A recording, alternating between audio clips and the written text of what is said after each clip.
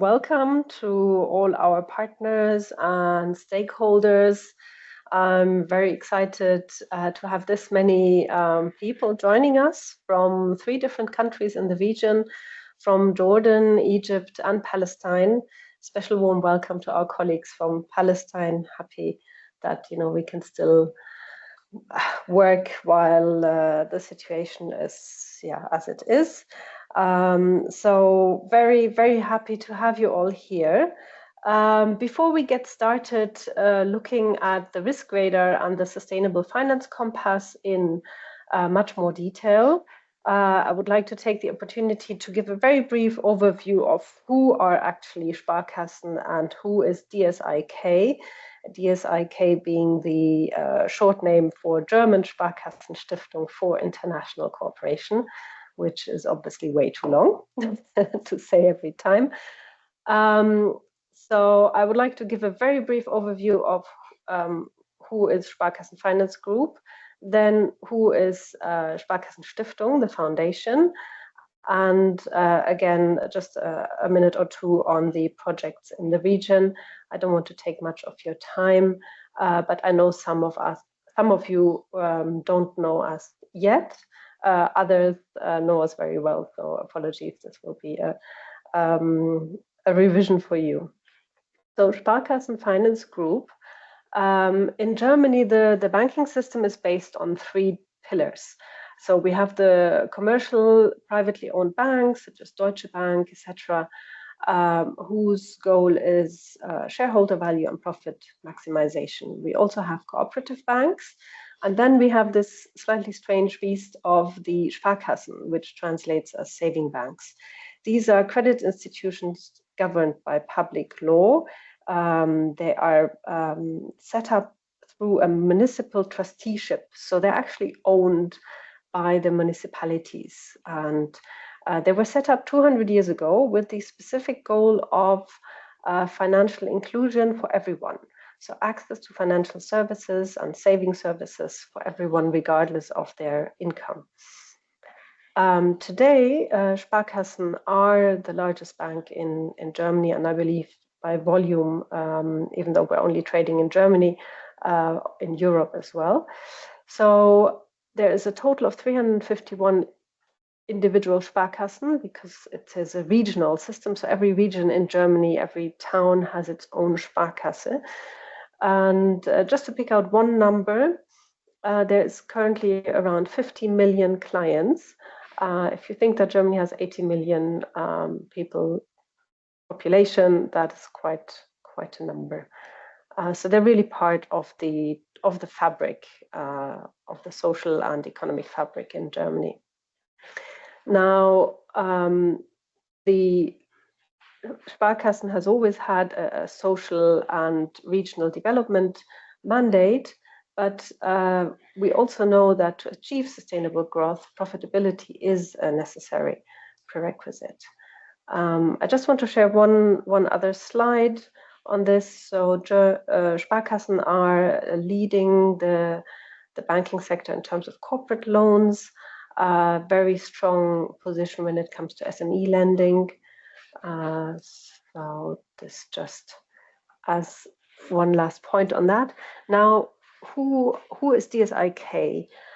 The Foundation for International Cooperation was formally set up in 1992.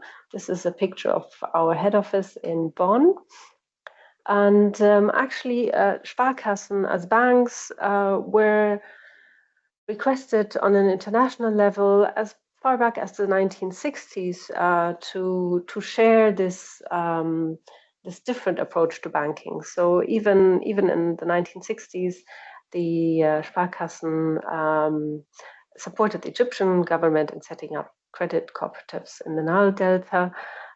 They were then again, depending on requests, during the 80s and 90s, active in different countries, which led to the official setup of the foundation of the German Sparkassen Stiftung in 1992.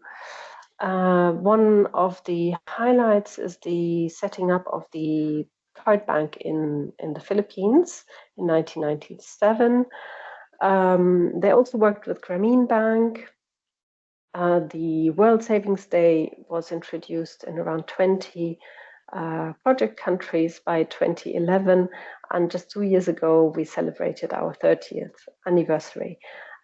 Today our head office is in Bonn. Still, we have around 40 employees in Bonn, around 315 staff members worldwide, and we're active in 55 countries around the globe.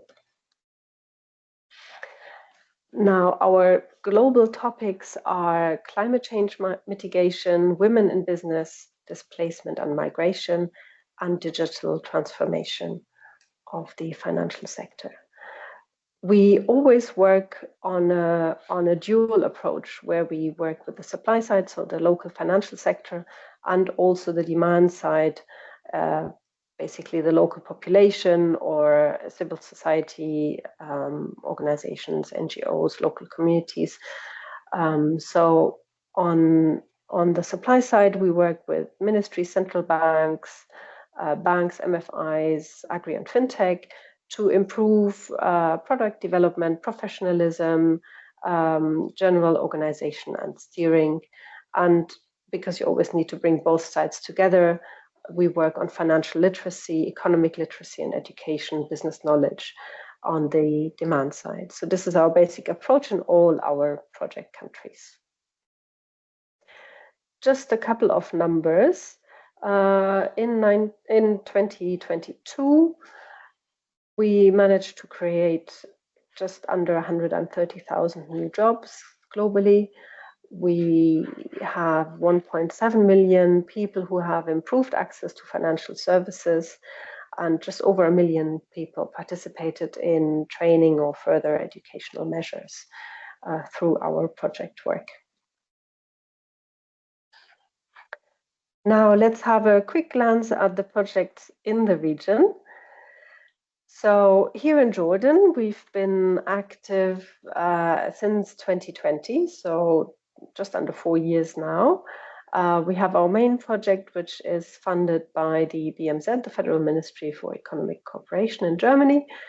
Our political partner is the Central Bank of Jordan, and we have a number of partnerships with supply side and demand side actors, selected MFIs, Tanmir, the Association of Banks, as well as Jordan River Foundation, Business Development Center, Jazz, JETCO, and others.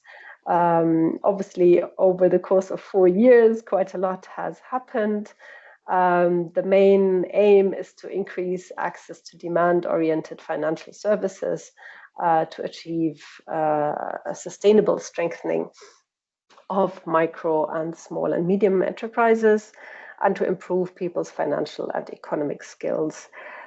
I'm sure we will share these later on, so I don't want to spend too much time on going into the details, but I'm very happy and proud of what we've achieved over this period. I'm also very happy that we are part here in Jordan of the IFIN project, the current GIZ project on innovative approaches to financial inclusion for MSMEs, where we are implementing the capacity building pillar, and we are training just under 2,000 micro, small, and medium enterprises to be able to access financial services that they need.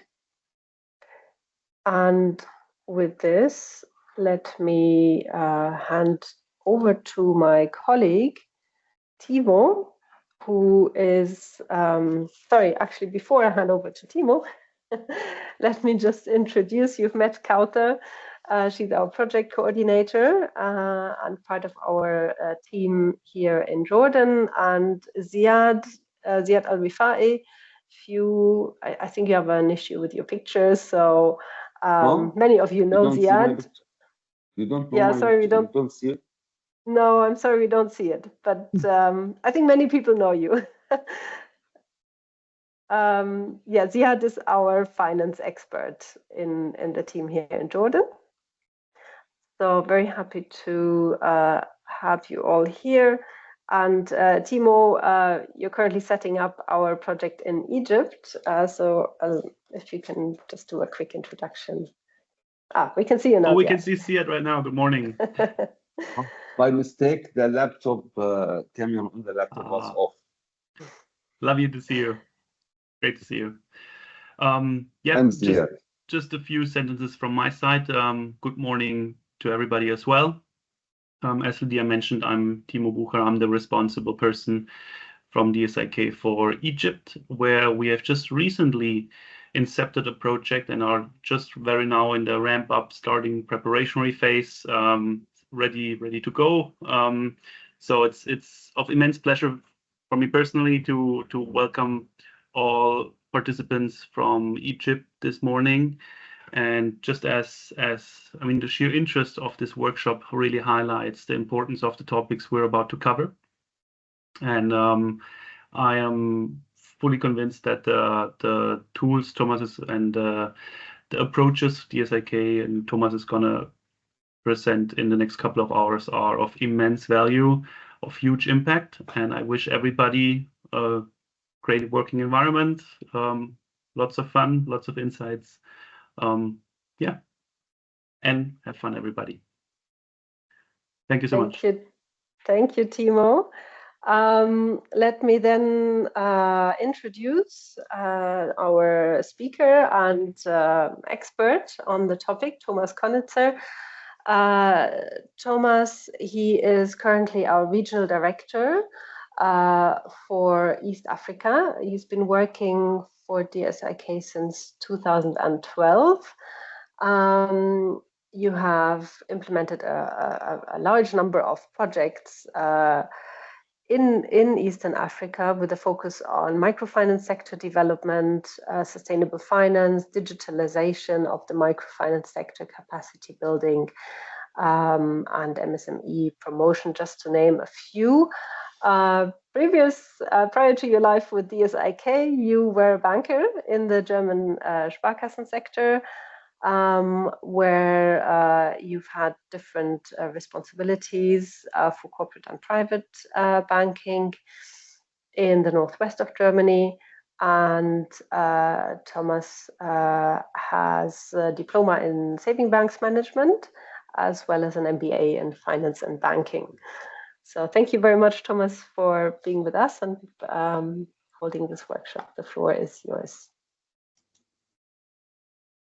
Yes, thank you very much again for the warm welcome.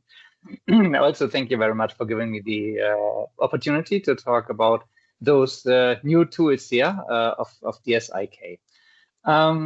So I would like to walk you through the agenda in a couple of minutes. But before I do that, now you all know who DSIK is. You know who the representatives of DSIK are, who are here together with you in the workshop. But we don't know you, and you don't know each other, at least not all of you. And for this reason, we would like to invite you to introduce yourself in just 30 seconds, please. Give us your name, your organization, your title, and tell us something personal, something funny, something surprising about you. And in addition to that, please feel also free to switch on the camera so that everyone can see you.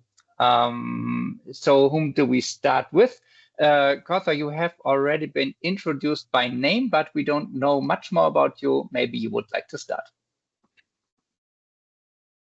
Yes, hello everyone. My name is Kauthar Al-Za'bi. I joined DSIK Jordan last August. Before I was with the GIZ, specifically a project of digitances.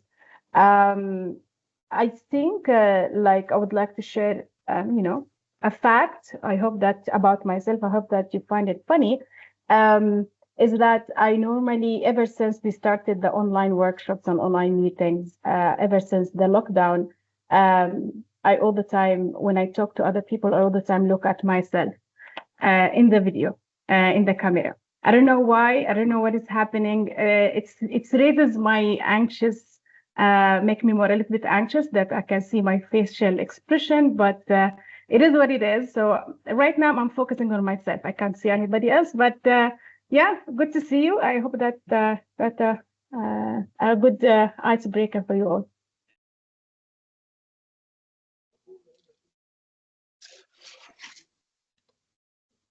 Thank you, Kauthar. So who's next? Anyone can just continue. Good morning. Yeah, good morning. Sorry. Rima Al-Jaber Larbelli from Housing Bank. I am Product Development and Credit Programs Assistant Manager, and I am a member in the Green Finance Committee. I am so happy because I enjoy this workshop today and hope to learn something new from you. Hello, everybody.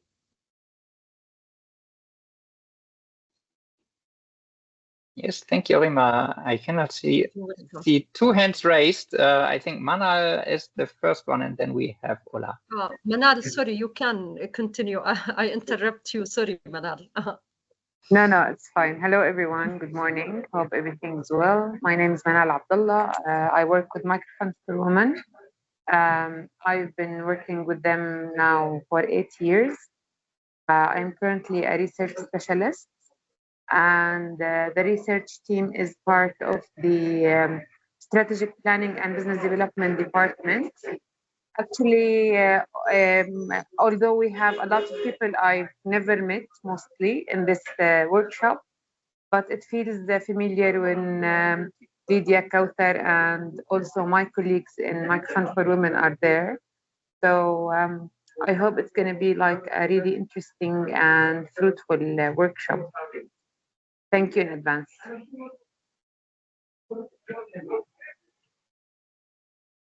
Thank you. Now we have Ola. It's your turn. Hello, everyone. How are you? My name is Ola Haddad. I am working with the GIZ and IFIN project. So as a project assistant in monitoring, evaluation, and communication. I am happy that I could join this workshop today, and really I'm interested to learn more about the topics that would be discussed today. Nice to meet you all. Ola, and we have Lorena already waiting. Yes, good morning, everyone. My name is Lorena Zapata. I'm a colleague of Ola. I also work with GIZ and the IFIN project. And as Lydia explained, we have a great ongoing collaboration with the DSIK. So I'm happy to be there today. I'm the deputy project manager in IFIN, and we work also with the private financial sector on MSME financial inclusion. And something personal about me that I moved to Jordan in 2022. So it's been almost 2.5 years, and really love the country. So that's for me. Over to the next one. Looking forward for today. Thank you. Yes, thank you. And Maha, we are now looking forward to hearing from you. Hello, hi everyone. Thank you first of all for the invite. I work for GIZ Egypt for a regional project called Invest for Jobs. It's a special initiative one. I'm very interested in this topic since we're working, it's been 2.5 years on sustainable finance verticals. So happy to be there, and something interesting that I'm Jordanian Egyptian. So it's always very warming to see, to be in a call with neighboring, very close country to my heart. So thank you. Thank you, Maha. And we continue with Dina. Good morning, everyone. My name is Dina Musa, and I am the Principal Policy Coordinator for Access to Finance and Entrepreneurship at the European Bank for Reconstruction and Development, the EBRD. I'm based in Cairo.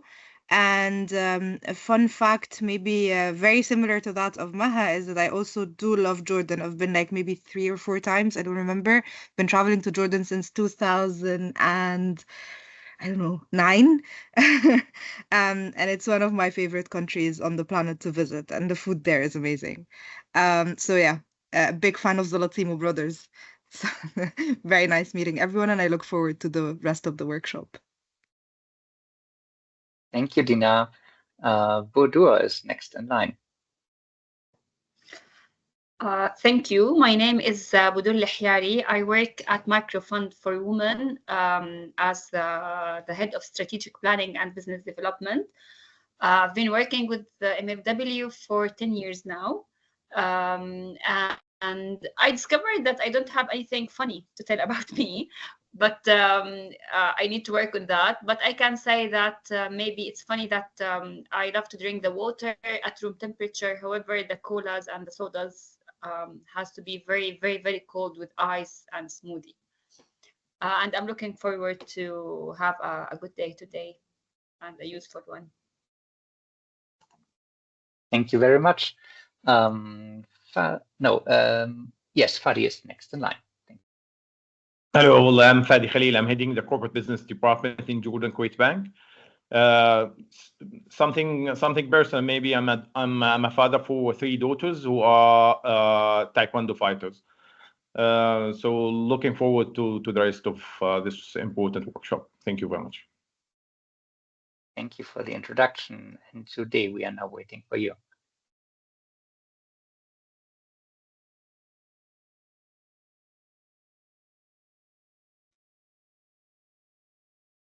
Mr. Judy Jamal would be the next.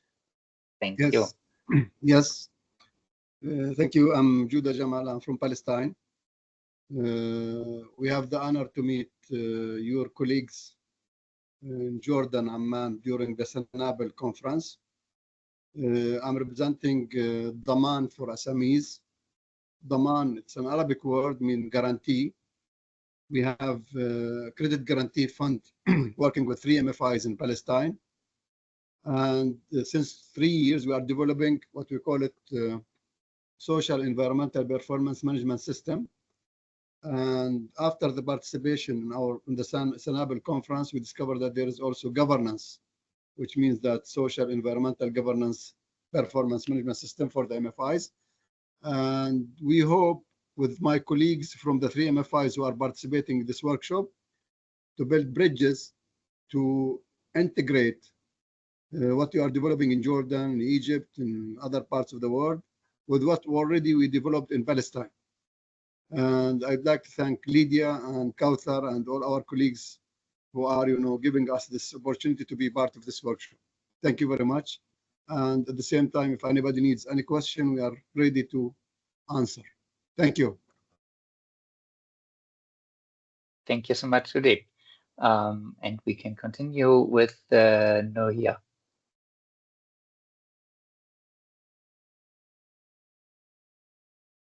Hello and good morning, everybody. My name is Nohir Khairi, and I work for GIZ Egypt. In the private sector development cluster, I work on access to finance. So thank you so much, Timo, for the invitation for the workshop today. Really looking forward to it. Something interesting about me, but please don't guess my age. More than 20 or 25 years ago, I used to be a modern pentathlon championship in Egypt. But this is now, unfortunately, is over. Taking it to the access to finance field. Thank you so much for the invitation today, and really looking forward to discussing with you in this interesting topic. Yes, thank you very much. And we have just gotten a message from Carter in the chat. Thank you very much for reminding us. Please feel free to write down in the chat your name, organization that you work with, and your email for networking purposes. So others might want to reach out to you, and that makes things easier. So please write your contacts in the chat. Thank you very much. We can continue with the, oh, now I'm not so sure about the pronunciation, Claude Al-Zubi? Yeah, good morning, everyone. My name is Khulud El-Zabi, and I work at the Association of Banks in Jordan as the head of international relations. Thank you, Kauthar, Lydia. We've been working together on multiple aspects regarding sustainability and green field in general. I'm not an expert person in green in general or anything related to sustainability, but we've been working with different stakeholders such as you guys and IFC. We just launched the second phase of the Green Finance Forum. So I know how to coordinate things, more of like actually technical perspective. So I'm looking forward today to attend this great workshop. Thank you for your time and effort in organizing this. Thank you very much. Next in line is Asil. Hello, everyone. This is Asil Hamdan. I'm working with Microfund for Women for more than 8 years in the Product Management and Development Department. Thank you for the invitation to this session and looking forward to the rest of the session. Have a nice day. Thank you, Asil. And we continue with Abdallah. Hello, everyone. My name is Abdullah Mustarihi, and I work with the Association of Banks in Jordan as an International Relations Officer. I'm here with my colleague Khulud. Surprising fact about me, I don't like pizza. I hope there is no Italians here. And another one, probably I'm the youngest person in this meeting. Lovely to meet you all, and I'm really excited. Thank you. Thank you, Abdallah. All right, we would like to hear from you. Hello, everyone. How are you? I'm Uraib. I work at MFW for the past 3 months only. Personal fun fact about me, I just started learning drum just last week, and that's it. Happy to meet you all. Thank you. And let's continue with Samar.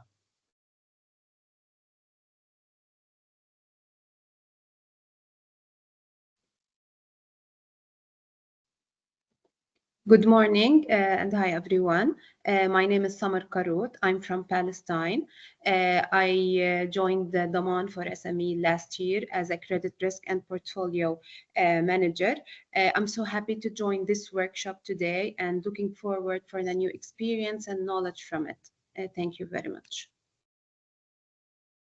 Thank you. And let's continue with Hisham.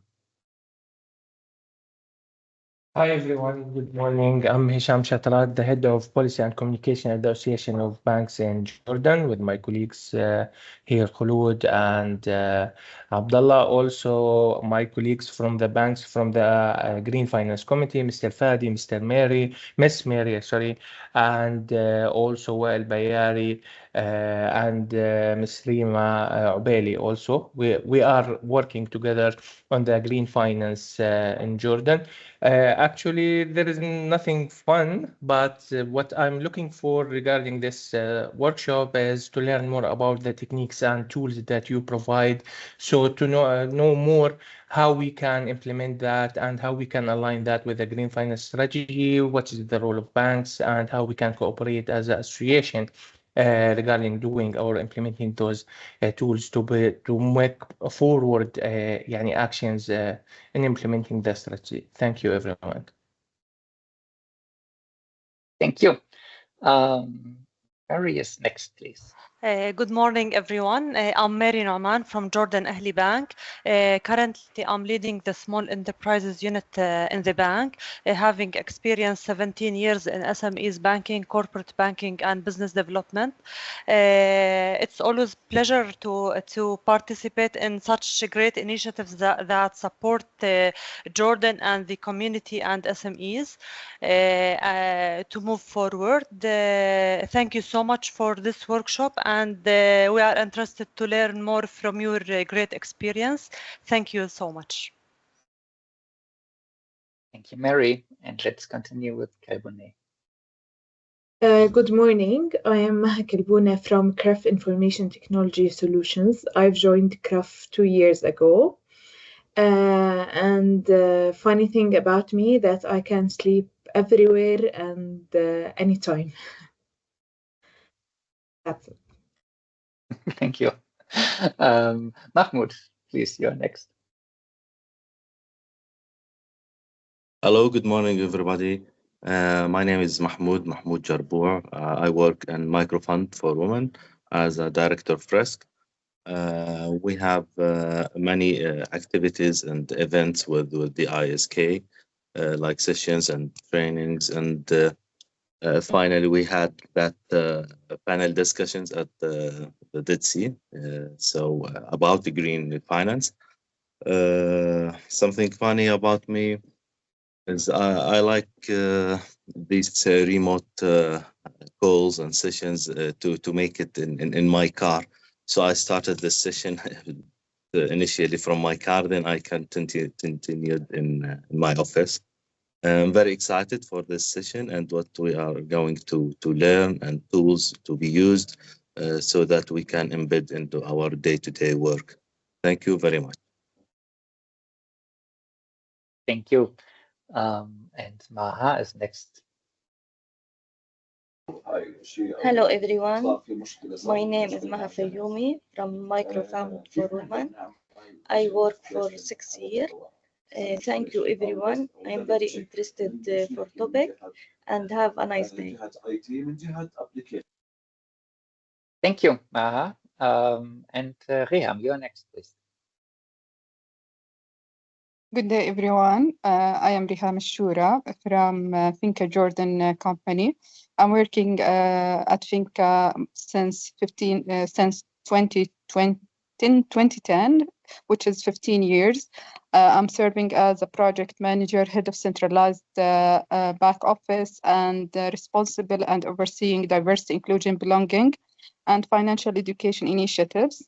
I'm delighted to participate in this workshop today, and I'm looking forward to our discussion. Thank you so much for your invitation, and looking forward to this workshop. Thank you. Thank you, Reham.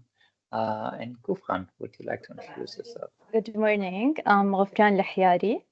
I joined Microfund for Women 2 years ago as a business development officer. Looking forward to meet you all and have a connection with the colleagues here. And looking forward for this fruitful meeting and training. Thank you. Thank you very much. So we seem to have heard from everyone. At least I cannot see any other hand raised. Our DSIK team, I just realized, apart from Kota, has not really talked about anything personal. So maybe let me start with myself.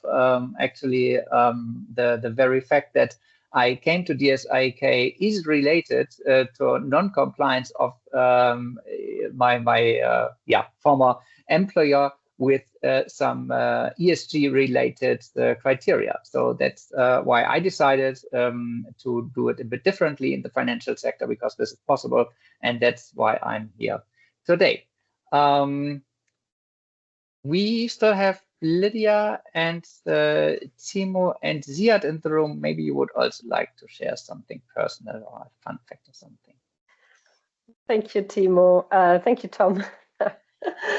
Yes, so actually, I don't think I presented myself properly. So it's Lydia Nafer, and the country representative of DSIK in Jordan.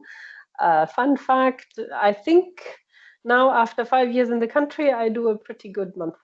So that's from my side. I approve. Thank you. What about our colleagues? Yeah, my name is Ziad Rifai. I am a finance expert. Joined partnership since the beginning in Jordan.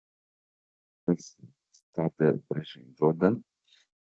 I come from actually my background of microfinance and SME industry in Jordan and the region for the last 30 years. The funny thing, actually, there are so many things funny. So I don't know which one to give the priority actually to share. There are some funny things that sometimes you've been in a position in front of audience that they are older than you, and you feel that you don't have something to share with them. And then you were surprised that you have something to share.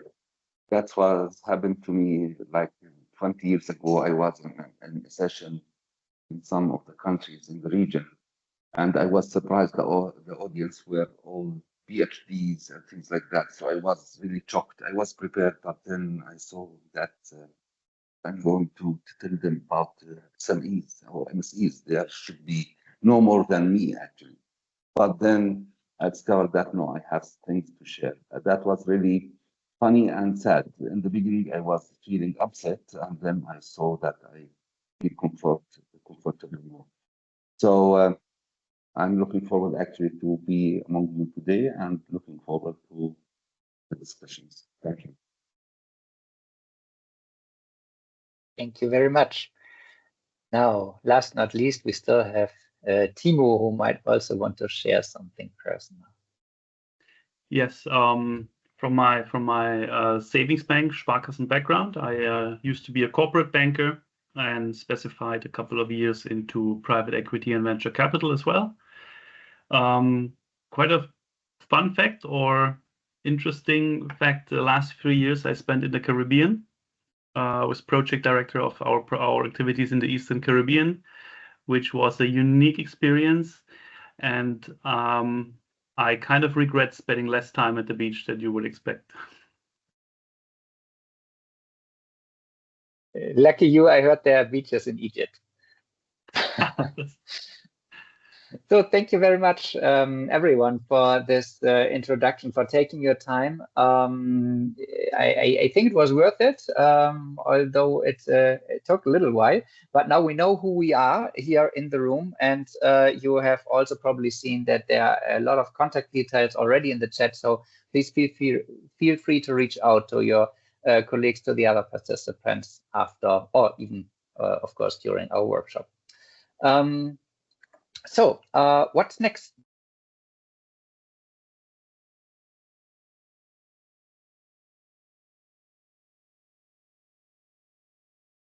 Thomas, you are You just went on mute. Yeah, you were muted accidentally. Sorry. All right. Okay. Well, was I muted the entire time? No, I just muted myself. Okay. Yes. Thank you. All right. So I would like to briefly walk you through the agenda, but maybe before that, some few words as background information. So those two tools we will be talking about today, the ESG Risk Radar, the Sustainable Finance Compass, they were I would say invented really jointly by DSIK, our organization, and a university in Germany, the Kempten University of Applied Sciences in the southern part of the country. And meanwhile, we have just started this year to train experts, and I think we should be between 40 and 50 experts worldwide. Meanwhile. And among them are actually a couple of my colleagues that you have already met here today. So Kartha is one of them, Ziad is one of them, Timo is one of them, and I also happen to be one of them. And the reason why we have trained so many experts this year is that we would like to roll out those tools on a larger scale. They have already been successfully implemented in the German Sparkassen sector, Sparkassen, which translates to savings banks, and also in German cooperative banks for almost 10 years meanwhile. And DSIK has piloted or has started piloting these tools, I think 2 years ago. And meanwhile, we are now at a stage that we say, okay, the pilot worked successfully. Let's roll them out on a broader scale. What are we going to do today? So first of all, I would like to give you a short introduction to the impact of climate change on the economy, the impact of climate change on the financial sector, but also vice versa, because obviously economic activities are obviously impacting climate change. We try to do that as quickly as possible, but I think a couple of minutes are well invested here. Nevertheless, we attempt to have a coffee break at some 10 minutes or so past 11 Jordan time, and then we continue with the first tool. That would be the ESG Risk Radar, where I would like to introduce it to the general concept, the look and feel of the tool, give you a case example of our global interventions at DSIK, and then we would like to continue with the group work to apply the tool. Of course, not the full tool, but at least it would be nice, we thought, that you also get an impression of how this tool would work. Afterwards, between the ESG Risk Radar and the Sustainable Finance Compass, we would like to have a short lunch break of half an hour.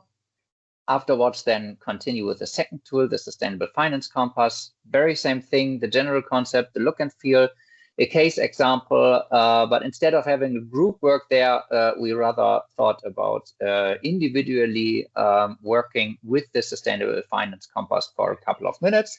And then afterwards, we of course always have the possibility to exchange and to respond to questions, etc. Then we would like, or I would like to introduce you now to the implementation plans afterwards. So how long does it take to implement the ESG Risk Radar or the Sustainable Finance Compass? What are the steps? What is important? We will have a Q&A session at the end, but nevertheless, please feel free to always ask questions. When you have anything that you don't understand, anything that you would like to share, anything that you also would like to comment on, feel free to put it in the chat, to post it there.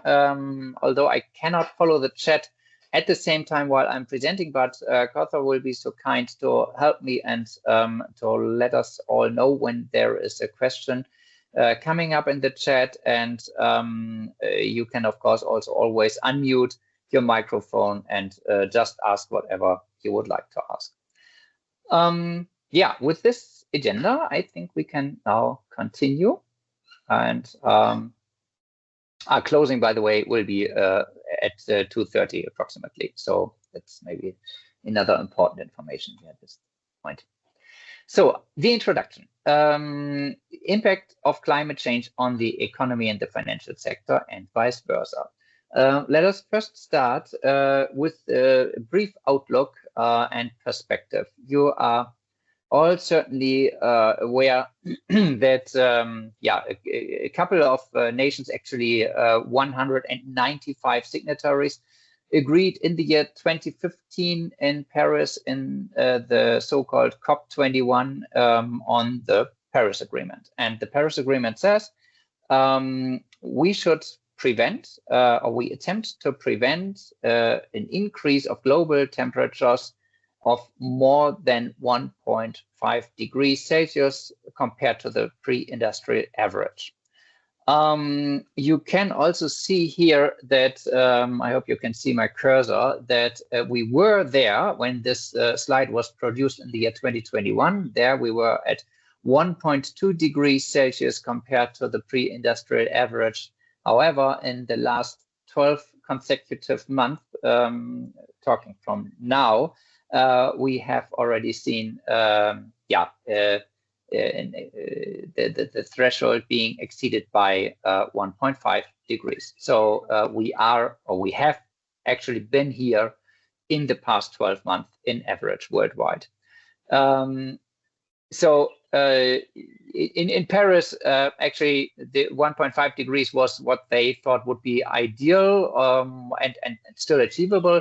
However, they phrased it like we should stay well below 2 degrees. So whatever is below 2 degrees would still be something the world could handle.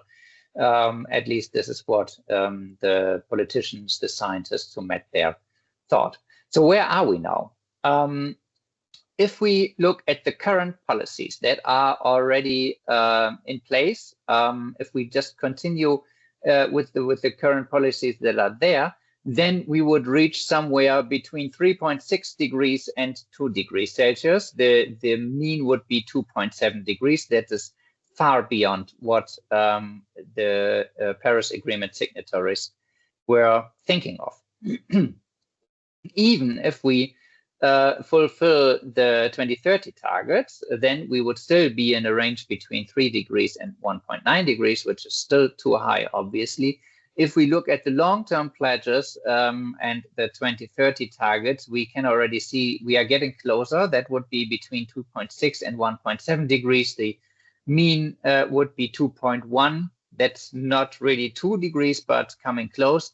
The optimistic scenario says that when every pledge that has been made will actually be met, and all targets, including the net zero targets and others, will be met, then we will get where we would like to be, somewhere between 2.4 degrees, which is the pessimistic case in this scenario, or 1.5, which would be more or less ideal.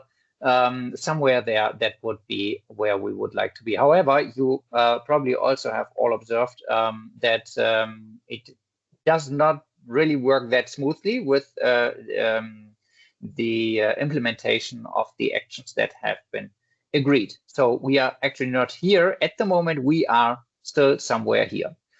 And why is that important? I guess most, if not all of you, are aware of the fact that there are so-called tipping points that can be reached. So we would risk accelerated global warming with no point of return if a number of those tipping points, be it melting of certain areas in the Antarctic or alike, if those tipping points would be reached.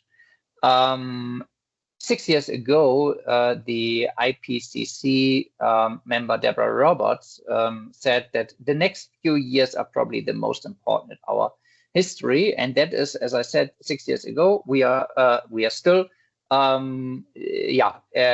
the stage where we can do something, but this is now really like our decade where we can do something. If we don't manage that, it might be too late for us. So, what does that now precisely mean for the region where you are? These are the average temperatures in Ramallah. And as you can see, the monthly daily mean temperature, this is the first graph that you can see here, ranges from temperatures between 13 degrees, that is in January, up to almost 29 degrees. This is, of course, quite a hot environment then in August, but nevertheless, the daily mean annual temperature is 22 degrees, 22.1 degrees. Of course, those are the mean temperatures. So the second graph that you can see here shows the difference between the night and the day, the minimum temperature during night at the moment, for example, in July is about 17 degrees, and during day we have about 28 degrees. So please keep those figures in mind. Let us say at least the 22 degrees is something that you should keep in mind to just give you an impression of the other locations that are represented here. We have Amman, where we have a yearly daily mean temperature of 21 degrees Celsius. And we have Cairo, where the yearly daily mean temperature is higher. It's 24.8 degrees Celsius. Nevertheless, it's still not where we will be in the year 2100 if we continue with the 2.7 degrees scenario. The scenario based on the actions that are already implemented at the moment, the one that you could just see 4 slides ago.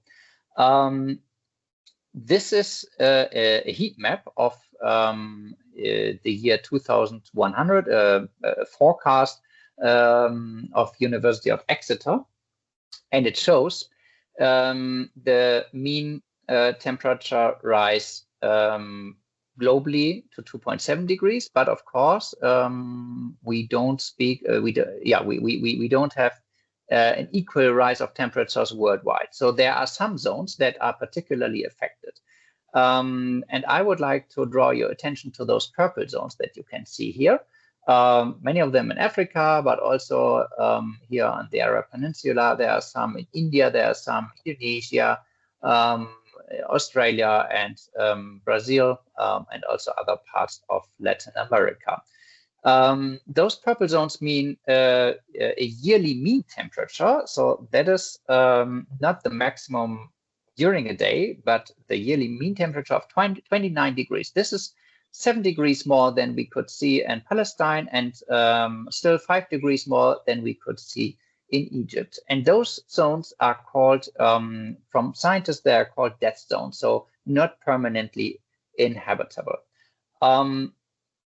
So the university says that for every 0.1 degrees of warming above the present levels, about 140 million more people will be exposed to dangerous heat.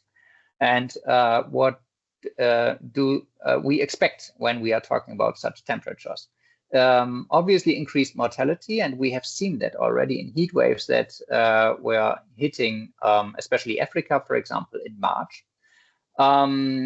Decreased labor productivity. I assume everyone knows how difficult it can be to focus if you don't have an AC in the office, and if it's as hot as it gets in the summer season. Decreased cognitive performance, impaired learning, adverse pregnancy outcomes, and of course also, talking agriculture, decreased crop yield, or increased conflicts and even infectious disease spread. We all remember COVID very well. COVID is at least partly, one reason might have been for the COVID pandemics that due to the loss of biodiversity, the virus needed a new host, and we, the human beings, have to be the one. And those infectious diseases are most likely to spread even more in future. What does that now mean for the economy? Just this year, just 2 months ago, the National Bureau of Economic Research in the US states in a working paper that a 1 degree Celsius increase in global temperature leads to a 12% decline in the world GDP. And this scenario that we can see here, that they call a business as usual warming scenario, which is obviously massive, and it hits all countries, but some countries, as we can see here, are probably hit harder than others.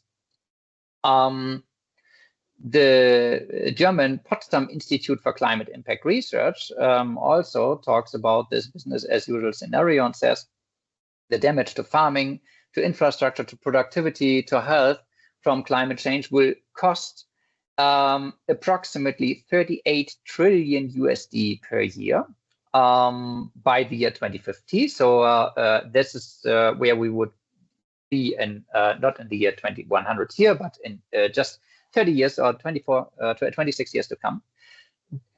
38 trillion USD per year. The cost of measures to limit the global warming, at least to less than 2% degrees, would only cost 6 trillion USD. So it clearly also shows there is a strong economic impact, and it is a business case to prevent climate change, or at least to prevent climate change at the extent that we can see here. So what are now the possible consequences again for your region? So you can see here the 3 countries, Egypt, Jordan, and Palestine, and you can see the share of the population that would be exposed to those mean average temperatures of 29 degrees. This is what you can see here on the left part of the table, and there are different scenarios. There is the scenario of a 9.5 billion population in the world and an 11.1 billion population in the world.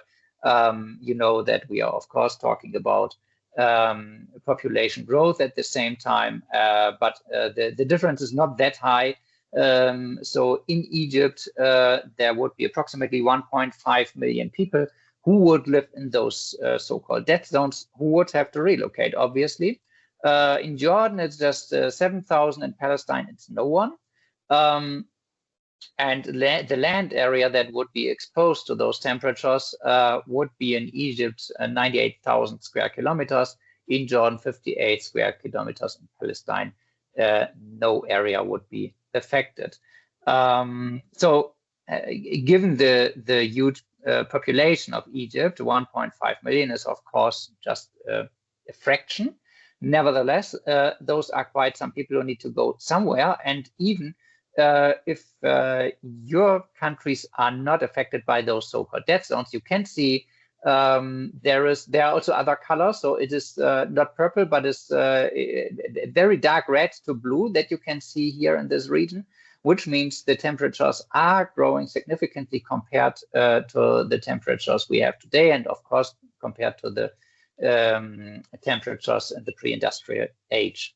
And the economic effects that I just talked about, and the health effects that I just talked about, and of course also the global weather patterns that are changing, all this would of course not only affect the areas that are purple here, but basically it would affect the entire world. So this is where we stand. And maybe we can now have a look at the so-called concept of double materiality. And we could, first of all, have a look at the contribution of economic activities to the climate change, and then also the impact of the climate change to the economic activities. So the effects that we have just talked about when we saw the world map. What does that mean now, first of all, for the agricultural sector here? The agricultural sector is usually affected highly by droughts, by floods, by hailstorms, landslides, by diseases, etc. But not only the agricultural sector, although this is certainly one of the most vulnerable ones. But it is not only the agricultural sector that is affected by those impacts here. It is also other industries, for example, by damages to their general infrastructure, physical threat to their property, higher sickness rates among the workforce. I talked about pandemics, but also, and we will see that at a later point, regulatory costs and higher borrowing costs. So all those aspects here is what we call the outside-in perspective, because from the outside, from the climate change, there is an impact to the economic actors here. The same economic actors at the same time contribute to climate change. This is what we call the inside-out perspective, and this is why we talk about double materiality. So the effects of the company on the environment, and to give you just some facts and figures, the agricultural sector stands for approximately 18% of greenhouse gas emissions. A lot of greenhouse gases emitted, for example, from the soils, laughing gas emissions. So 40% of the share of the agricultural sector can be attributed to that by using fertilizers. And another 40% comes from methane emissions from enteric fermentation, so basically from cattle keeping, etc.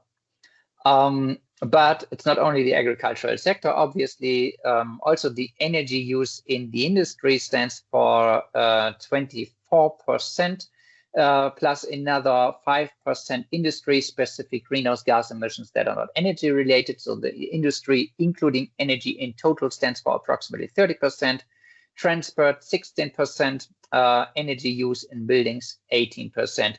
So basically, almost each and every sector contributes to a certain degree to climate change, but it's also impacted. What can we do now? So obviously, when we talk about the contribution to climate change mitigation is the way to go.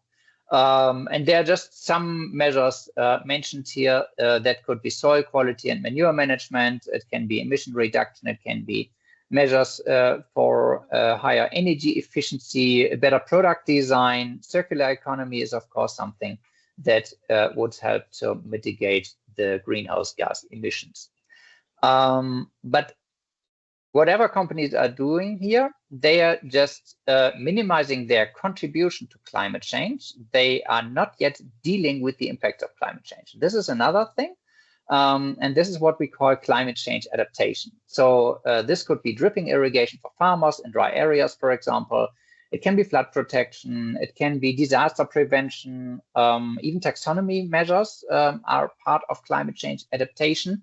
And that's, of course, also very important for the financial sector. We will talk about that in a while. Both, be it climate change mitigation or adaptation, are part of what we call sustainable economy. And the Secretary General of the UN said a while ago, that was 2 years ago, that half of all climate finance must go to adaptation and resilience, so to the right here, to protect people and economies. Unless funds are disbursed now, climate tragedies will multiply with devastating consequences for years to come. So again, this is the decade where we can act. And a very important message indeed, climate change adaptation is as important as climate change mitigation, because we cannot really stop climate change anymore. It is already happening, and even if we stop emitting greenhouse gases today, we would still have enough greenhouse gases for the climate change or the global warming to continue.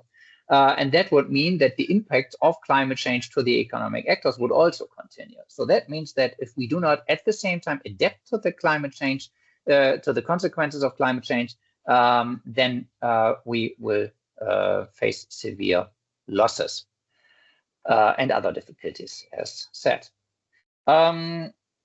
So before we now continue with the next slide in the presentation, I would like to take you through a short interactive exercise, a so-called Padlet session. Maybe some of you know Padlet, it's a platform for online collaboration.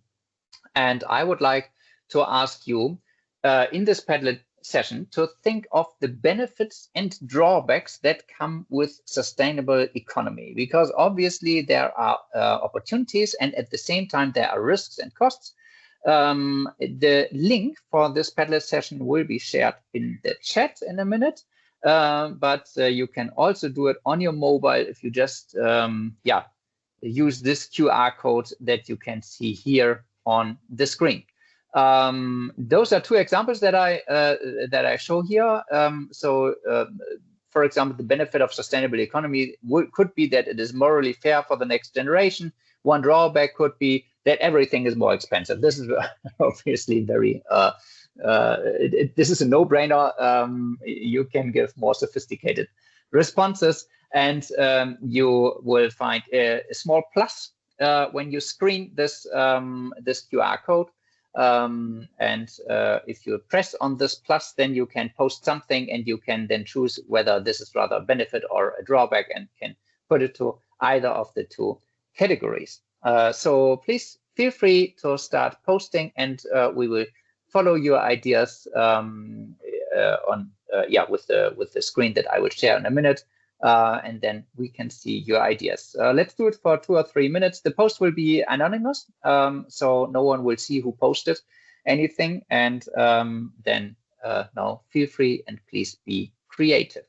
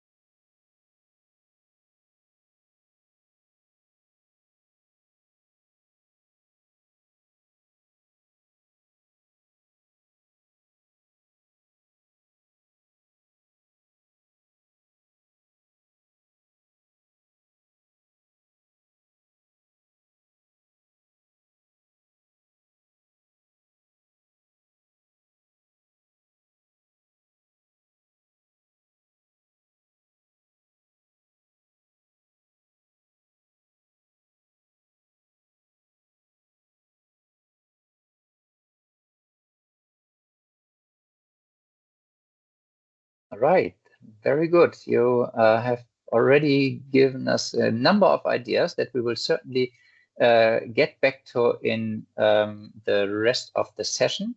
So let us maybe go through what has been posted here. So some benefits of sustainable economy include economic improvement indeed.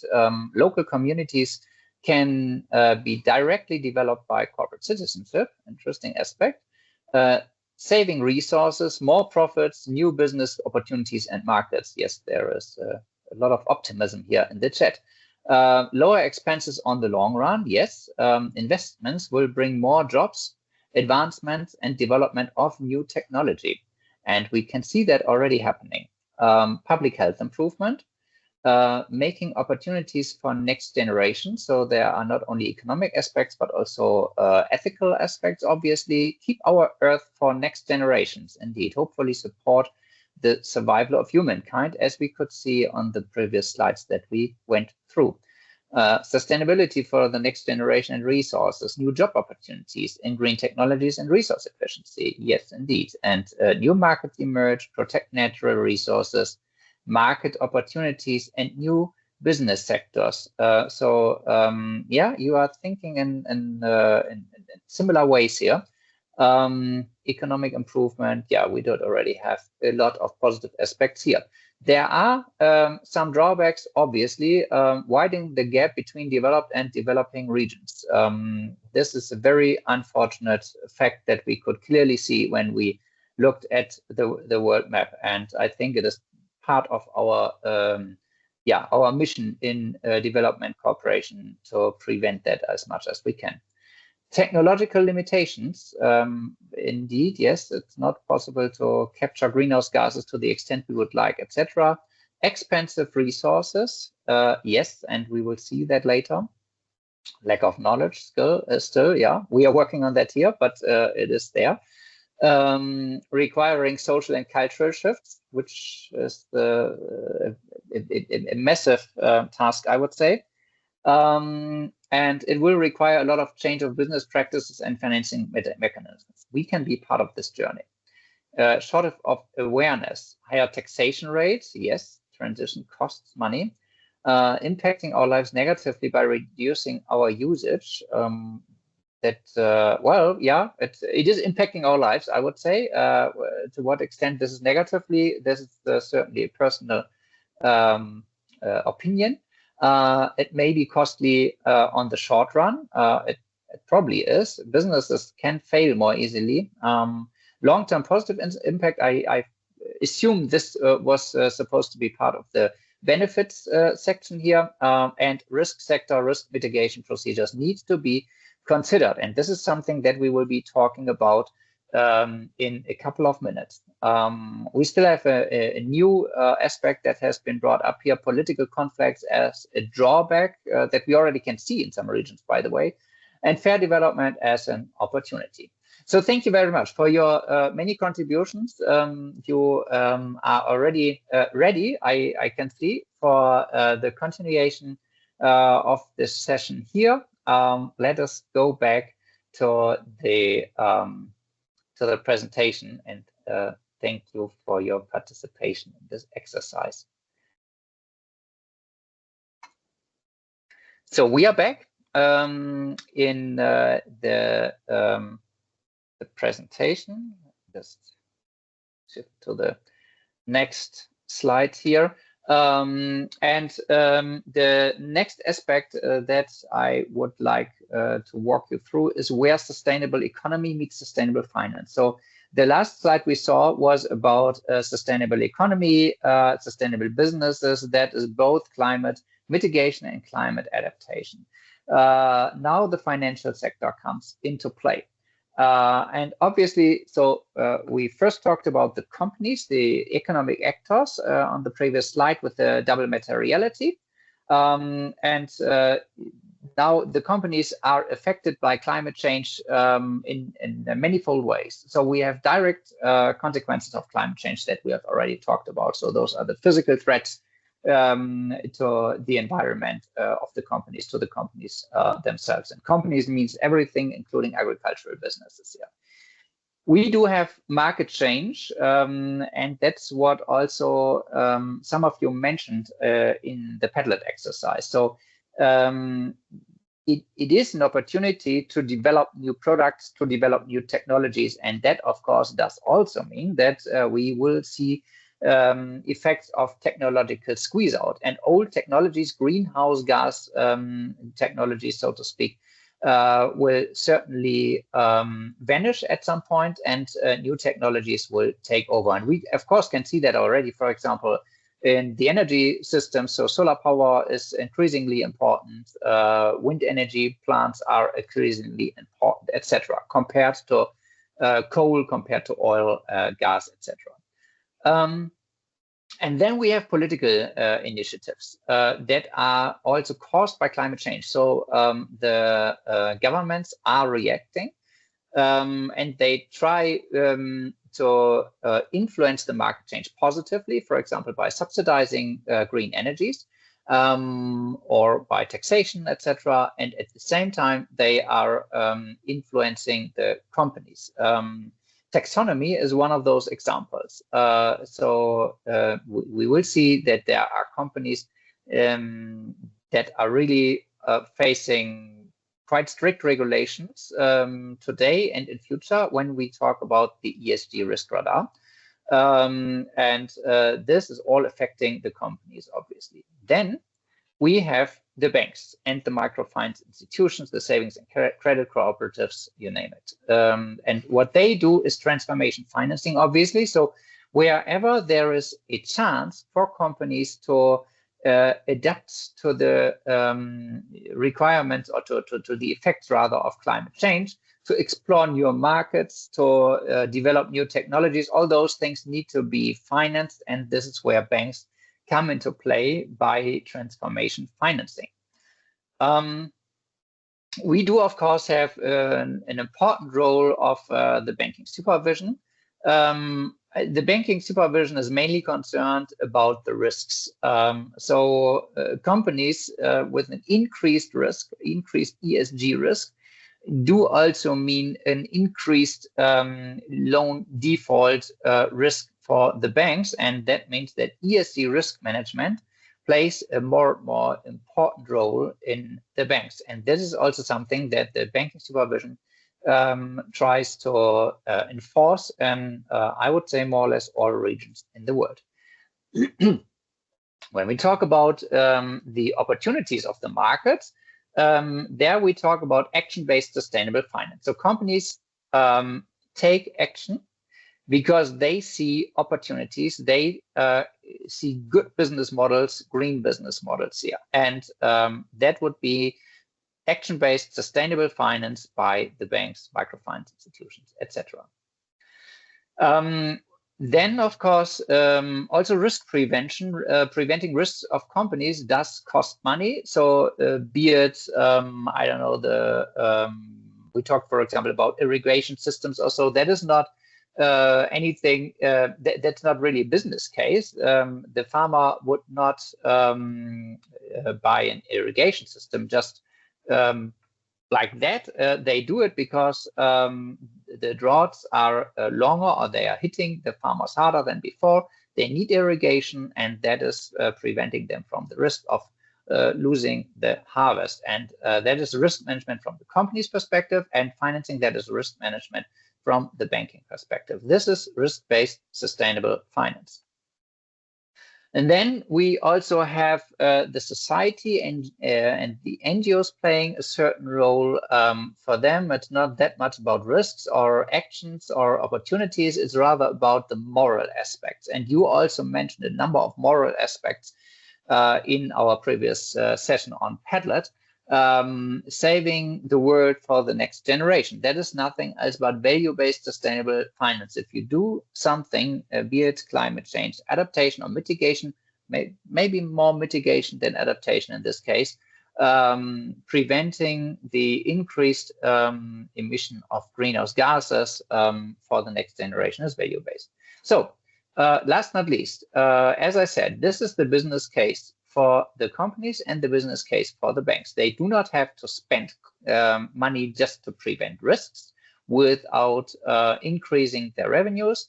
No, they explore new markets, new products, new technologies, maybe new customers, and make it a business case. That does not mean that risk-based sustainable finance is less important or value-based sustainable finance is less important, but this is most likely more attractive for most companies.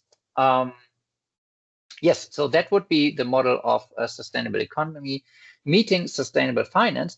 And what are we now doing as DSIK to support this, these different spheres of sustainable finance? One tool of DSIK that I would just like to mention briefly here, we will not really talk about that tool in depth, is the so-called Managing Climate Resilience training or game. And that is a tool that we use to train farmers in adaptation to climate resilience mainly. Also a bit of mitigation, but adaptation plays a key role here. And why is this important? Obviously, because especially in the microfinance sector, but also in the banking sector, a lot of agricultural activities are funded. The better the companies, the agriculturists, the farmers are prepared for climate change, the better it is for the banks. This is why you can find it somewhere here between action-based and risk-based sustainable finance.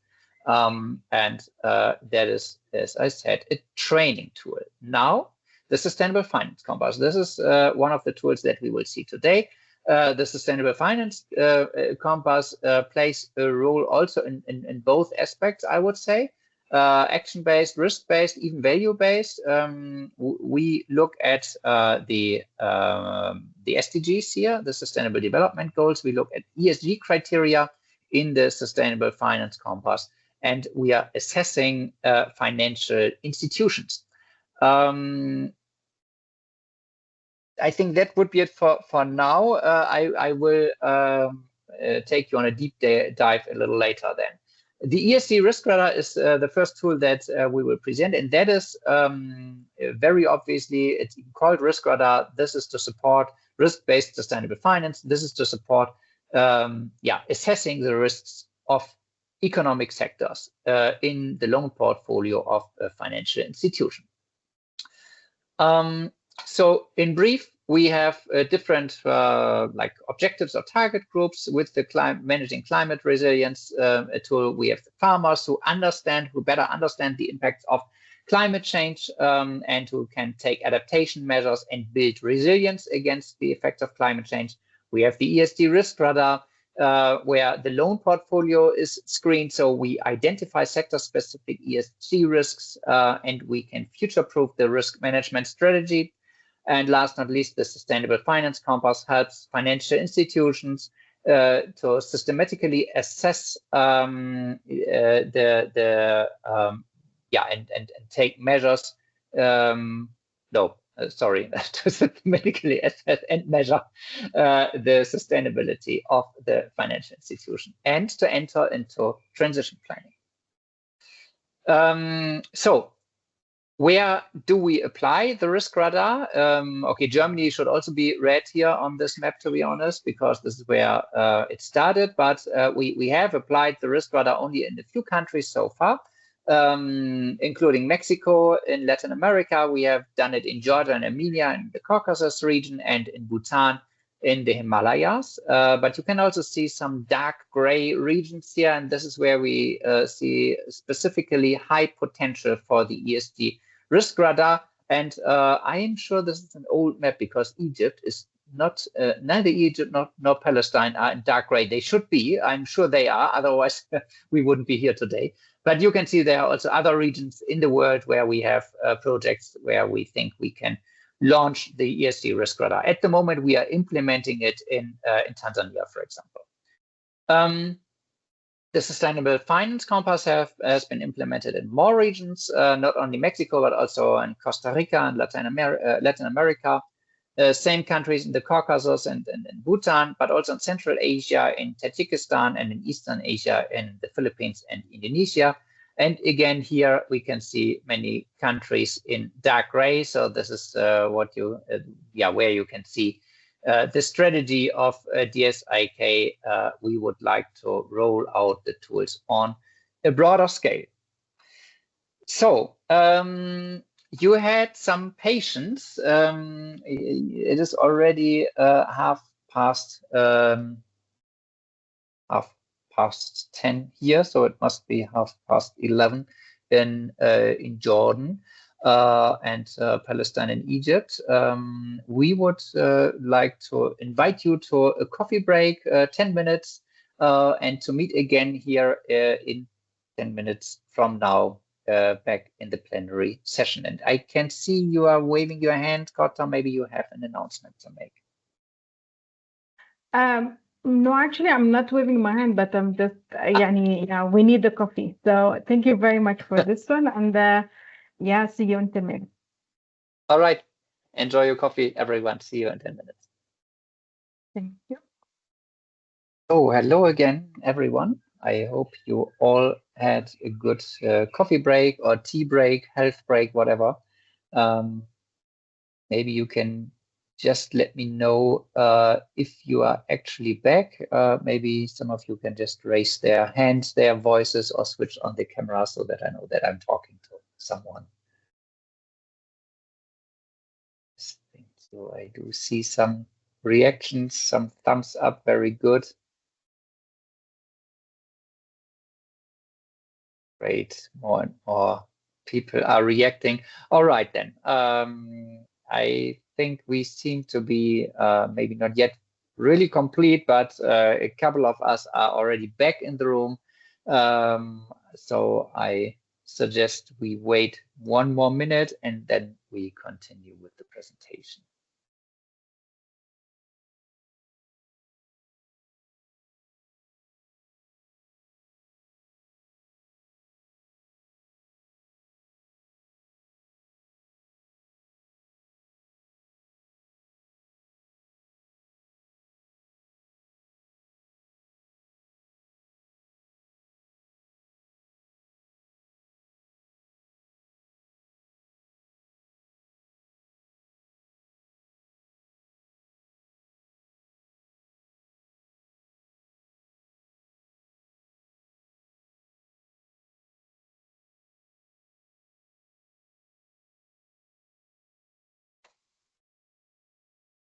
Okay. Yes, I think meanwhile, most of us should be back. So let us continue with the presentation. Let me just quickly share my screen again that you should see by now. And the first tool that we will get to know is the Risk Radar now. I can see that there is still one hand up. Maha, maybe you do, or Kalbuni, yeah. Maybe you do have a question, or was it just to let us know that you are back? All right, okay, thank you. Great, then the Risk Radar. So the general concept of the Risk Radar is, yeah, oh, the other way around rather. So we will first, in this general concept, we will first go through one example together that the Risk Radar is covering. And that example is to assess the so-called acute physical climate risks. We are a bit behind schedule, so I initially intended to offer you a deep dive into other risk categories at the end of the presentation if we have the time and if you are interested in that. Yeah, let's see how far we come. If it is not possible today due to the time, then please feel free to reach out to me, and of course I can provide additional information. And as I have mentioned, I'm not the only expert here in this call, so I'm sure that also Kartha, Ziad, and Timo will be happy to help if you have more questions to other risk categories. But let us start now, first of all, with ESG. It is the ESG Risk Radar. It is not a general risk radar that is covering all the risks that you could think of when talking about banking business. ESG means, and I guess all of you know, we are talking here about environmental, social, and governance aspects. This is where the ESG stands for. And what the ESG does in the first step is the ESG assesses 3 different, let me call it, risk categories. So we talk about the physical risks. Acute physical risks would, for example, be a landslide, a wildfire, a hailstorm, something like that. We talk about chronic physical risks, and that could be rising sea levels, for example. It's nothing that happens just once and then disappears again. It is always there. Longer periods of droughts, extended periods of rainfall, etc. So those would be typical chronic physical risks. Then we are also talking, oh yes, and then why is it placed where it is placed? It's mainly environmental, but it does also have some social aspects, not so much governance aspect. Then we have the transition risks that we are talking about. And here we basically cover all the different criteria of ESG. And an example could be the technical squeeze out. So I have already talked in the previous chapter about solar power that is cheaper than natural gas or petrol or oil. So it is displacing carbon fuels, and this technological squeeze out is, of course, a transition risks for those sectors, economic sectors that depend from greenhouse gas or from fossil fuels, from the extraction of fossil fuels, for example. And then we do have other environmental and social risks. This could be, for example, the loss of biodiversity, for example, by cultivating monocultures, or heavy land sealing or alike. And this now this was an example from the environmental risks. You could also think of social risks, like, for example, human rights that could be assessed here as well. So those are the different categories of risks that we will screen in the with the ESG Risk Radar. In the bottom left here, you can see the scope of the ESG Risk Radar, and it's explained as the outside-in perspective, so sector-specific risks that are generally valid within a certain economic sector.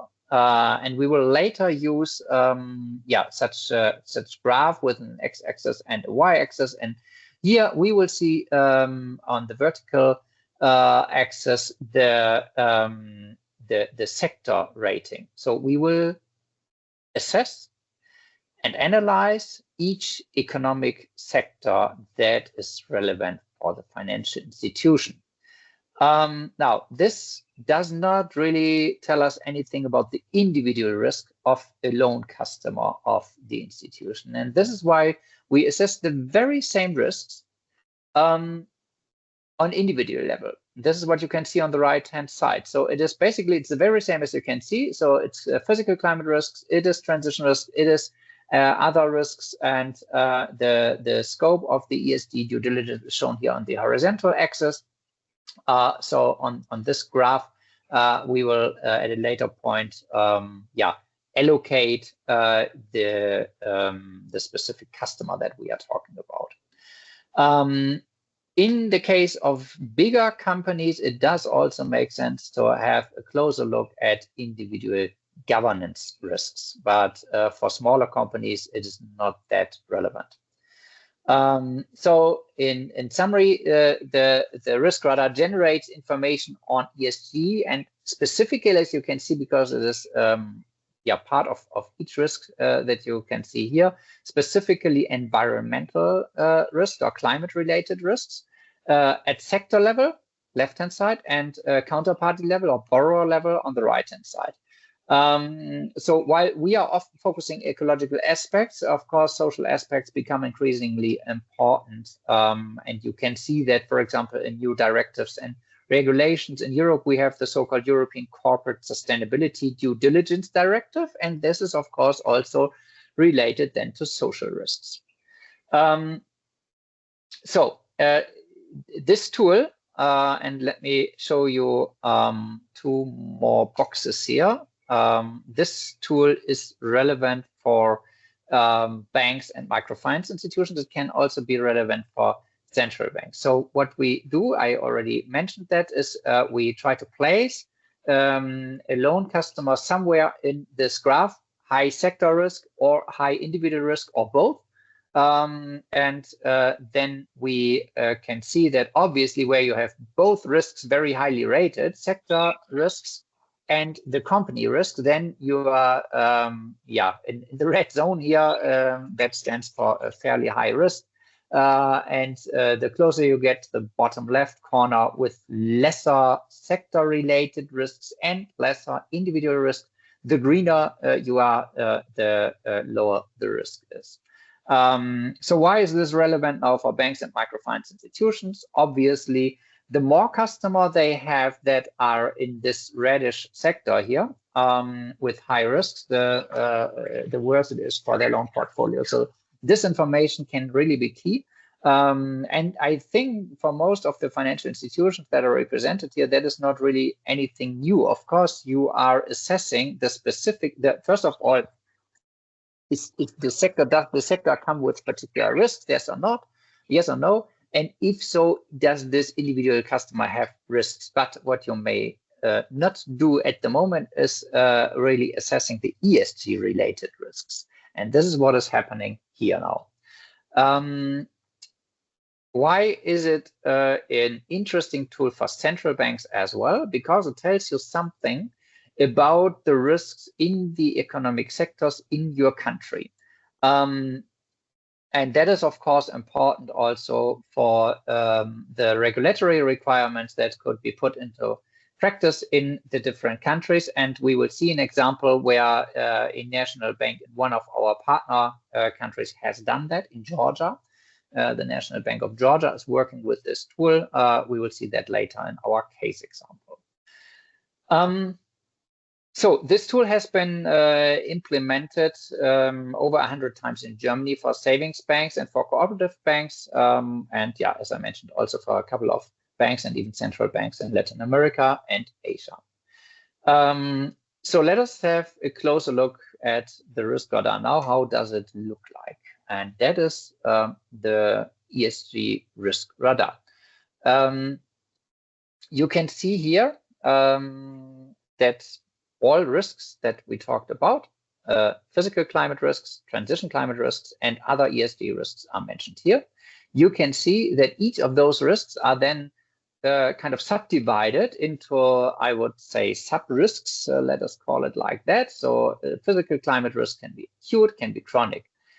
Transition climate risk can be composed of greenhouse gas emission contributions. The higher the contribution to greenhouse gas emission, the more likely it is that the regulators will come into place at some point and do something against it, against greenhouse gas emission.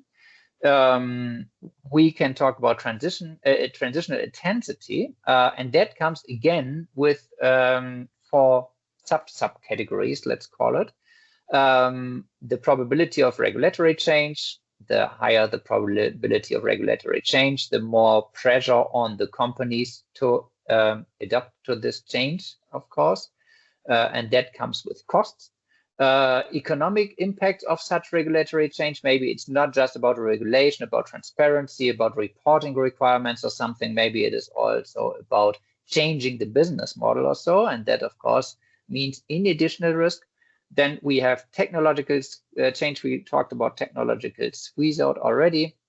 We have customer behavior. So also for consumers, it might be more relevant to decide whether they take or buy this or this service or good, depending on let's say the environmental impact. So ethical consumer behavior. Which might also cause a company to change. And then we have other ESG factors or ESG risks that includes the loss of biodiversity, other environmental risks. This could, for example, be waste or something, possibly human rights issues that we might have, and other social risks that one could think of. And all that will get a certain score. As you can see here at the very bottom, the highest score that you can get here is a 12, the lowest is a 0. And obviously, as it is a risk radar, the higher the score, the higher the risk. If you have an economic sector where you have a score of, I don't know, 7, 8 or something, it is already quite concerning. If it would be a 12, that would be like high alert.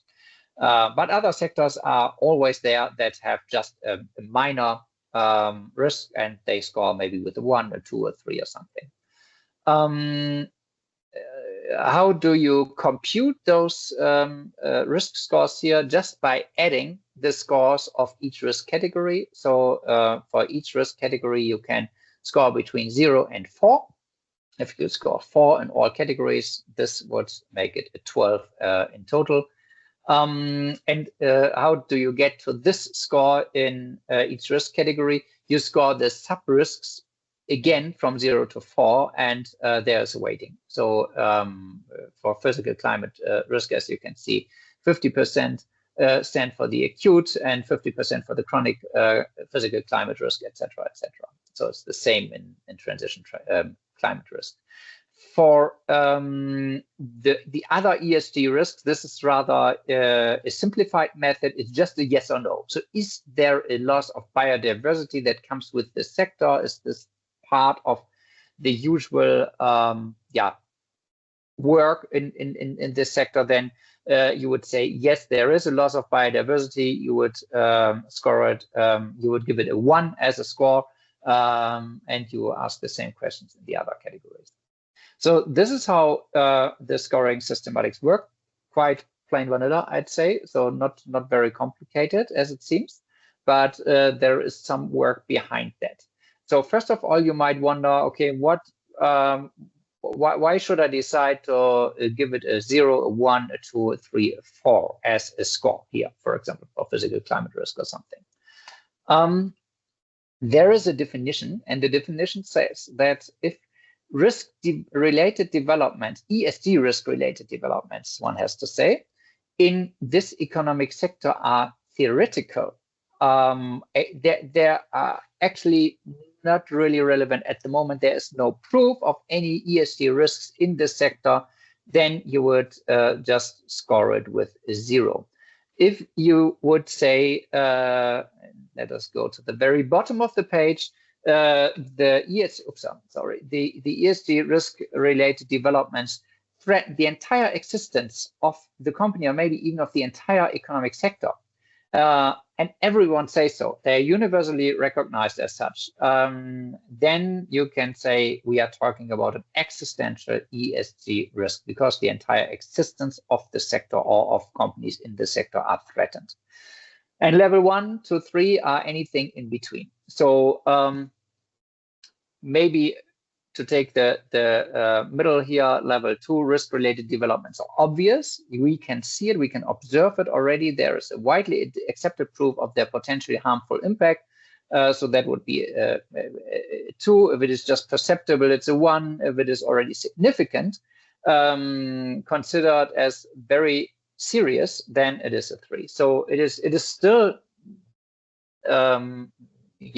let's say a scoring that is not, it's not mathematics, I would say. It is rather like the experts assess where this sector stands. And this is where I should also mention the Kempten University, because it is not only the DSIK experts who are defining which score applies to which sector here. The Kempten University, the scientists at Kempten University are always part of this exercise. So they are always part of the contract when we implement a risk radar. By the way, also the same with the Sustainable Finance Compass. And they are revising the results of the DSIK experts. They are acting as counterparts, as sparring partners, and they can always give us additional information, can challenge our scoring. And that means that there is really, I would say quite a broad base of scientific knowledge behind this assessment.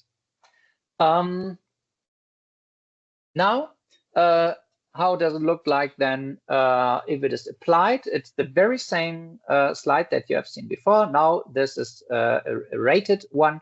It's an example from Latin America.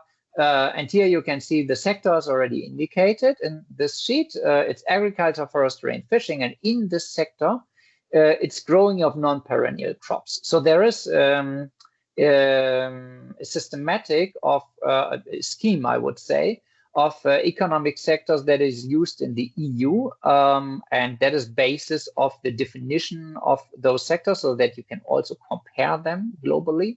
And A stands for the agricultural sector, then B is mining, etc., etc. And in each main sector, you can find many subsectors and sub-subsectors and so forth. It's very granular. It doesn't really make sense to go through the risk assessment in such granularity, but non-perennial crops, for example, are often different from, for example, aquaculture and fishing or from cattle keeping or something. So it does make sense to at least apply some granularity here in the assessment. And then you just see, okay, physical climate risk, acute one was scored with 2.5, chronic one with 3.5. That makes it an average of 3, etc., etc.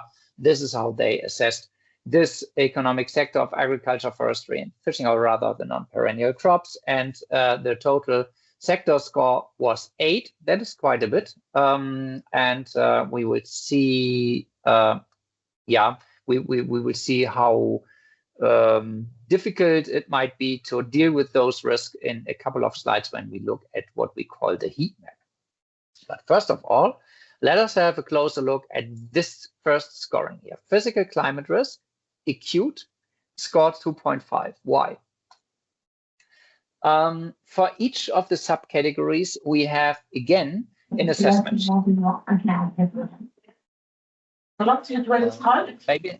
Maybe I hear something in the background. I'm not sure if this is a question, or if not, then maybe you can just switch off your microphone again. Okay, doesn't seem to be a question. Then let us continue with the assessment of the acute physical climate risks here. And basically what we do is we always answer questions in those, in this worksheet here. First question, are acute climate events in the country already relevant for the sector of growing of non-perennial crops? And if it is a no, if your answer is no, then you are somewhere here in the top category.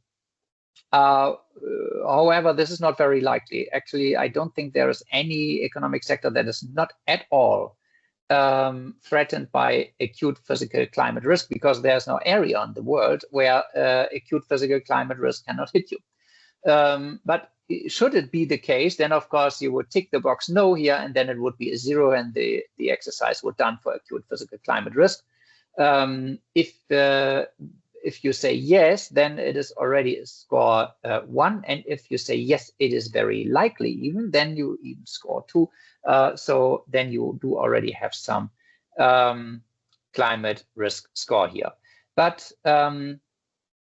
we usually have to tick the box yes, because normally acute climate events are relevant for the sector to some extent at least.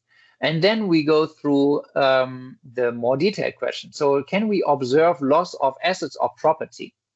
Or do we expect an impact on revenue? Or do we expect an impact on costs for those companies who are working in this economic sector? So growing of non-perennial crops again.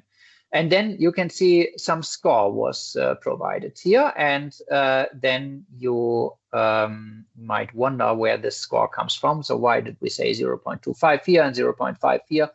Let us have a closer look at that in a minute. First of all, let me jump to the very bottom here. You see here the next question would be of if those answers that we have given, there is observed loss of property already. We expect an impact on the revenue, and we expect an impact on the cost. Those three, are those also expected to happen to increase in future? And if so, we give it another score. And then what about the business model? Can the business model be adapted to a certain degree? And that is very often the case, but very often it's not. So, for example, if you're growing non-perennial crops and you say, okay, now let me stop growing, I don't know, barley or something. Instead, I grow date palms or something. That would not be an adaptation of the business model. That would be a different business model, because then you are in the sector of perennial crops. So that is not what is meant by adaptability. Adaptability really means you remain in the sector, but you do something. You change something. So next question is then if sectors in the supply chain have a fairly high score for acute climate risk, and why is that important? Because obviously, if your supplier is affected by physical climate risks, and maybe you cannot be supplied with whatever is necessary in your sector, then you, of course, have a problem yourself. And that is why the rating of the sectors in the supply chain is also important here. The last row here is called local expert grading. Because of, yes, as I said, we do the assessment to our best knowledge, and it is all revisited by the Kempten University. Nevertheless, there might be local particularities that we just don't really know. So what we always do is we talk to experts in the region, and we get their expert advice if our rating is kind of realistic, or if we should have rated it lower or higher. So we can modify with this local expert grading our score. This shouldn't be overdone, and usually the score that has been given should be the realistic one, but of course it can happen that it needs to be adjusted. So now you might wonder why 0.25 here, why 0.5 there. There is a definition of scores, and what we are doing is we are screening information. So we are doing desk research here. And we will find different categories of sources. And depending of the category of the source, we give it a higher or a lower indicator. So category 1, as you can see here, is, for example, newspaper articles that we might find, or articles from NGOs or blogs or something. That is not as bulletproof, I would say, as a scientific journal. And that is not as bulletproof as directive of a governmental institution, even a law. But it is already showing that something might be happening here in this economic sector. So if we just find some few newspaper articles, we would say, okay, the indicator is given, it's not very strong, the score would be 0.25. If we find many articles, if we find many NGOs who are already reporting about incidents, reporting about physical threats in a growing non-perennial crop sector, then we might rather give it a 0.5. If we even find scientific journals, and that could be in this category too, an open access journal, or we would find some announcements of a state or a state institution, then we would already be in the region of 0.5 to 0.75, depending on how often and how strongly this is pronounced. And how come that announcements of state institutions are only in category 2 and not yet in category 1? Usually the governments are not the first ones who are acting. The first ones might be journalists who come across something, and then the scientists come, and then the politics is responding. And that is when the state comes into play. And this is why we say, okay, if the government is already acting, then we are already quite far. And this is why we at least talk about category 2, maybe even about category 3. So when the government is acting strongly and issues a new law, for example, to protect certain areas from, or to prevent economic sectors from creating environmental damage, for example, that would be a category 3. and that would be at least 0.75. The same goes for peer-reviewed journals. So while open access journals are publicly accessible on the internet, the peer-reviewed journals sometimes are not, but that's where Kempten University comes into play again. Of course, they have access to papers that we might not have, and they will help us with that. And this leads then to the scoring that you could see here on the other slide, something between 0.25, 0.5, so it's not super strongly pronounced, but there's already something. The evaluation of sectors in the supply chain works a bit differently, but more or less similar. So you do the same evaluation that you have seen here for the supply chain. And then you end with a certain risk score. And let's say the supply chain company has a risk score, or the supply chain sector has a risk score of 3, and that would result into a score of 0.5 for this economic sector. And we would put a 0.5 here. Has not happened in this case, so there was no supply chain that was strongly affected. So let us just look at one example from your region here. This is an example from Jordan.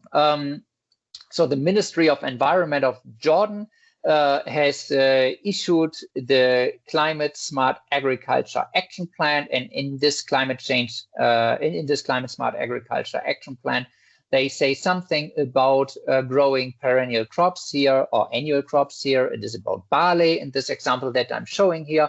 It's clearly showing that the greenhouse gas emissions are fairly high in other parts of this report, of this action plan. It's clearly describes how vulnerable the growing of non-perennial crops is, and yeah, this would lead at least to a score value of 0.75, maybe even a 1.0, depending on how strongly it is pronounced in such action plan and how many other papers you might find in which the evaluation is underscored. And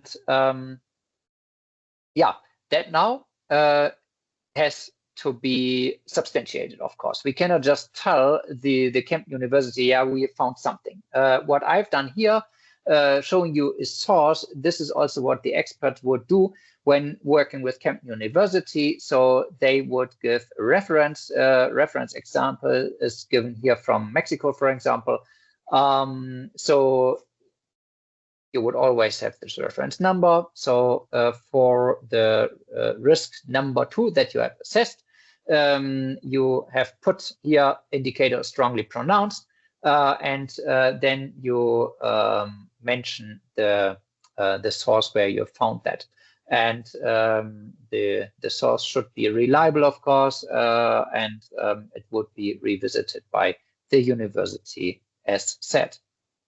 So that is what we would do with each and every risk. So let me take you back to the overview.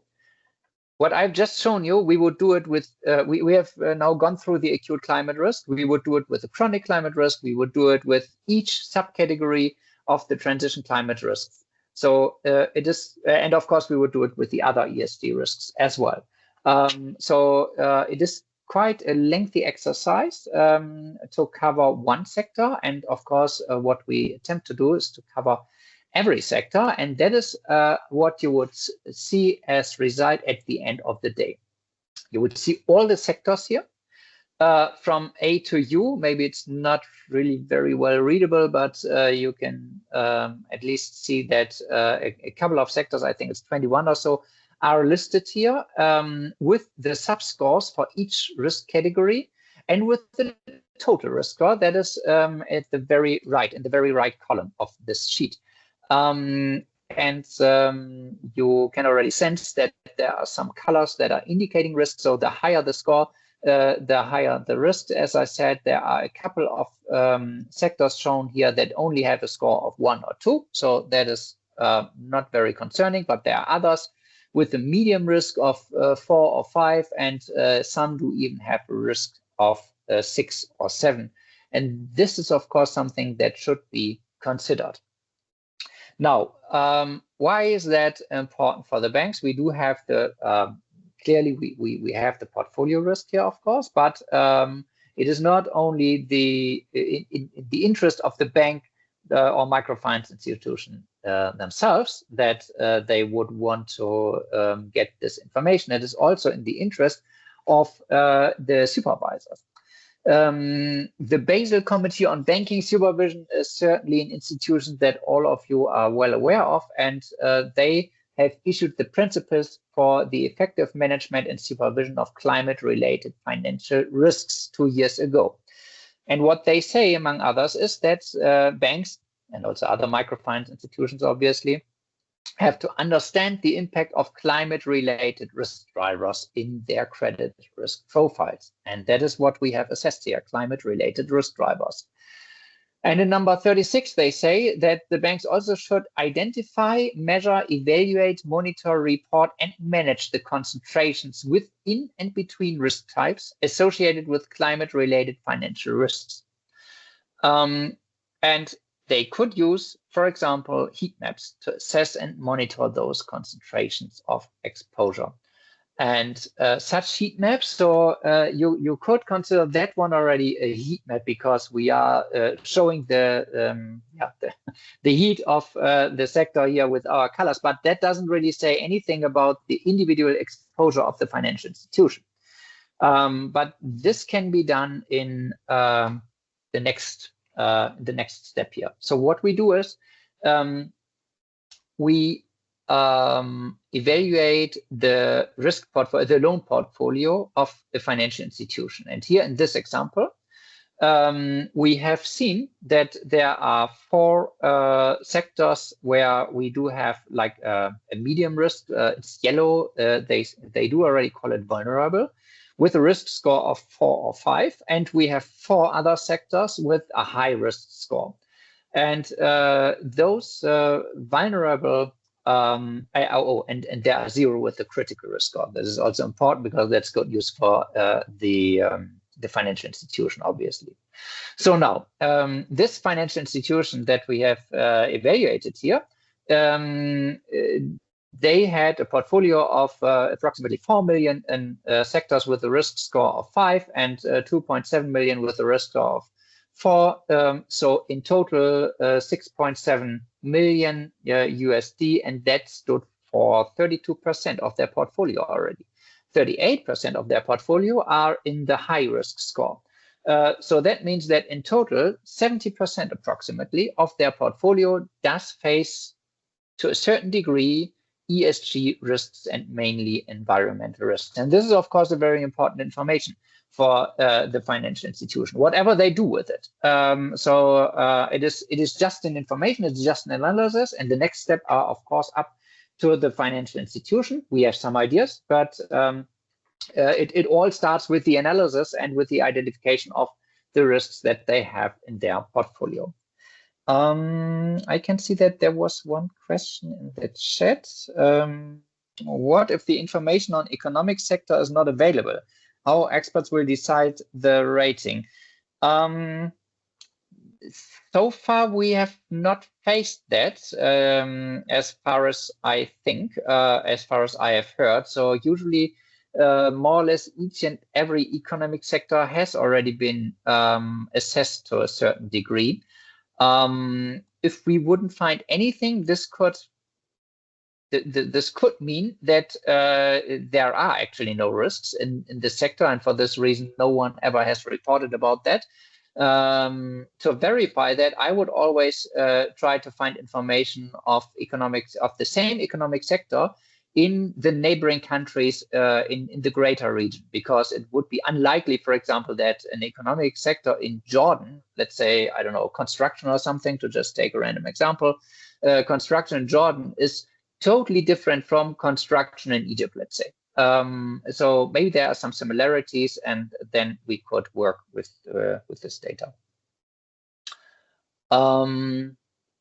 Yes, okay, so that would be the heat map. I hope I responded to your question. If there are any follow-up questions, just let me know. Okay, then what would be the next step? So step one was the first one here. The ESG risk score on sector level has been computed, let's say.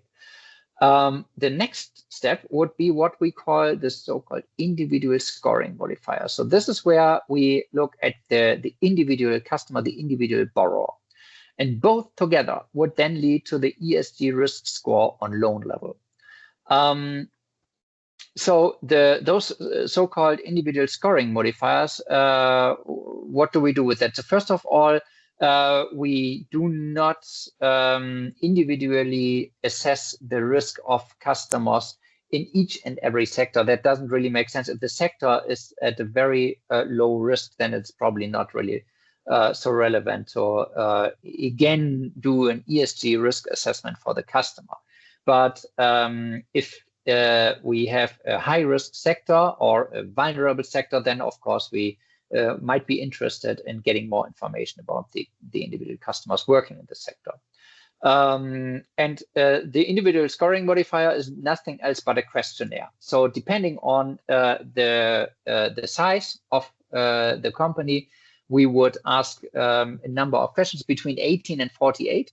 This can be done when the loan officer is visiting the customer anyways, for example, and the customer just has to, give some brief responses. We will have a closer look at that in a second.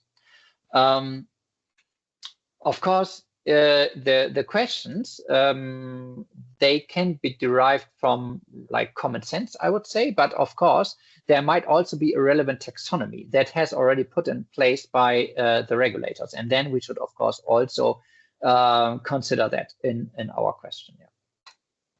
So that is now an imaginary example of a farmer. We, as I mentioned, we have different customer categories. We have very small customers, even in high risk areas. And those customers, the portfolio is just too small to go through such a thorough assessment here. So we wouldn't recommend to use such questionnaire there. But then we do also have other customer categories with a higher risk, meaning a higher volume, bigger customers. We talk about the so-called category 2, category 3, category 4 customers here. And this is an example from a category 2 customer with 18 questions. And they are just being asked questions to different indicators. So let's take here the first one, location. Is there any evidence that the client's location offers special protection against climate-related hazards? And the farmer says, my farm is located on a hill. So that means that I don't have any issues with, for example, rising sea levels or flooding rivers or something. And it's far off from woodland, in brackets, no wildfires to be expected. So there is already some protection. And the box is ticked, the score is reduced by 1, and so on.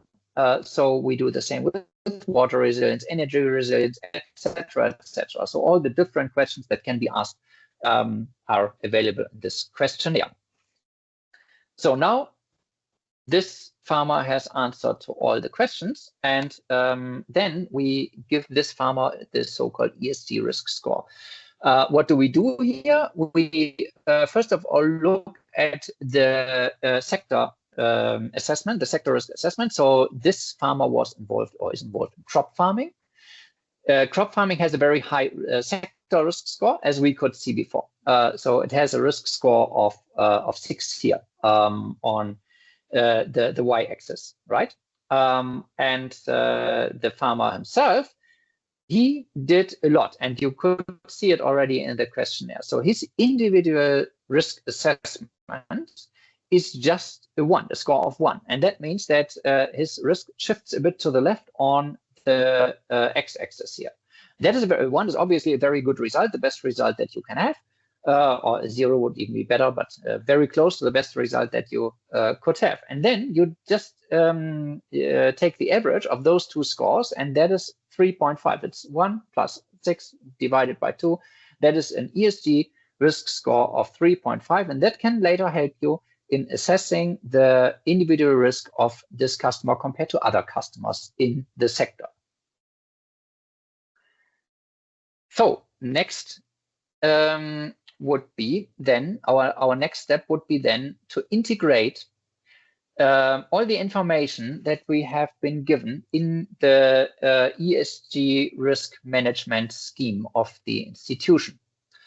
So the risk radar itself as a tool, it focuses on ESG risk assessment only. So what you can see here in the red box, this is what the risk radar does. We assess the sector-specific risks, we assess the individual risks, and we end with what we call the ESG risk score on loan level. The risk assessment, the ESG risk assessment has been done.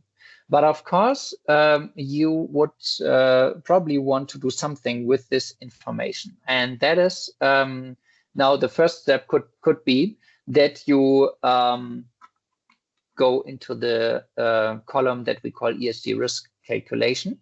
The volume per loan, the risk per loan can be assessed. So with the risk score that has been given in the previous example of 3.5, you can then reassess or sort of reevaluate the actual volume of the loan, the risk exposure of the loan.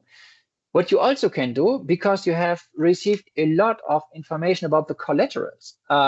So maybe the plot is the collateral, but the plot is unfortunately next to a river, and the river is flooding every other year, which of course reduces the value of the collateral. So you can reassess the collaterals as well, and then you end up with like the real ESG risk exposure of this very loan, and then you have calculated your actual ESG risk. And then you can use this information from the first step, from the risk radar and from the ESG risk calculation to improve your ESG risk management.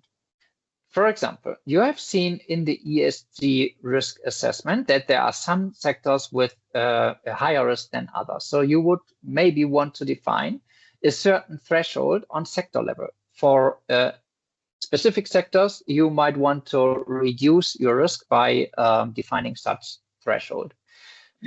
And then you do have a risk exposure on individual level, and you might also want to define a certain threshold on loan level. So yes, you are ready to invest in loans in this specific sector, but each loan should not exceed this and this threshold. Both together would then lead to sort of a framework for your lending activity. You can also call it your ESG risk strategy or your credit risk strategy in this credit risk strategy. You can integrate the ESG risk assessment that you did. And that would then be an ESG risk assessment. So those are downstream activities that you could think of. Those are downstream activities that even the regulator might force you to apply. And that, of course, means then that the regulator might also have some very precise examples in place where you should orient your institution on. So that is now the overall picture of ESG risk management. Let me now from here just, no, that is not what I wanted to show you. Let me from here jump to a case example. But I think before we now open the case example of the National Bank of Georgia, I would suggest it is already 12:30 now, or 12:29. This is when the lunch break was planned. So what I would suggest is that we first, or you first have your lunch break as intended. Then afterwards we have a brief case example here, and afterwards we do the group work on the ESG Risk Radar. If you already have questions at this point in time, please let me know. And if not, I would say that I see you back in half an hour.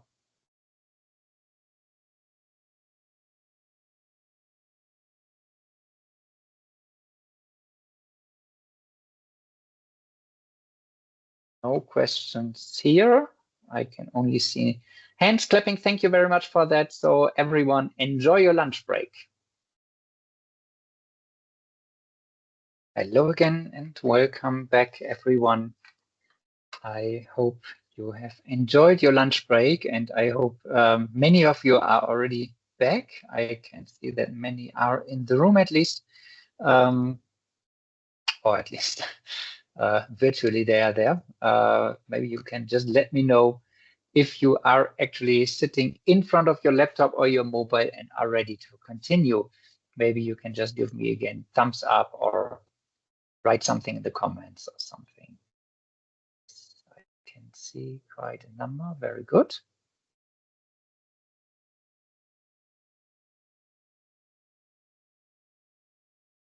Yeah, but it seems there are still some missing.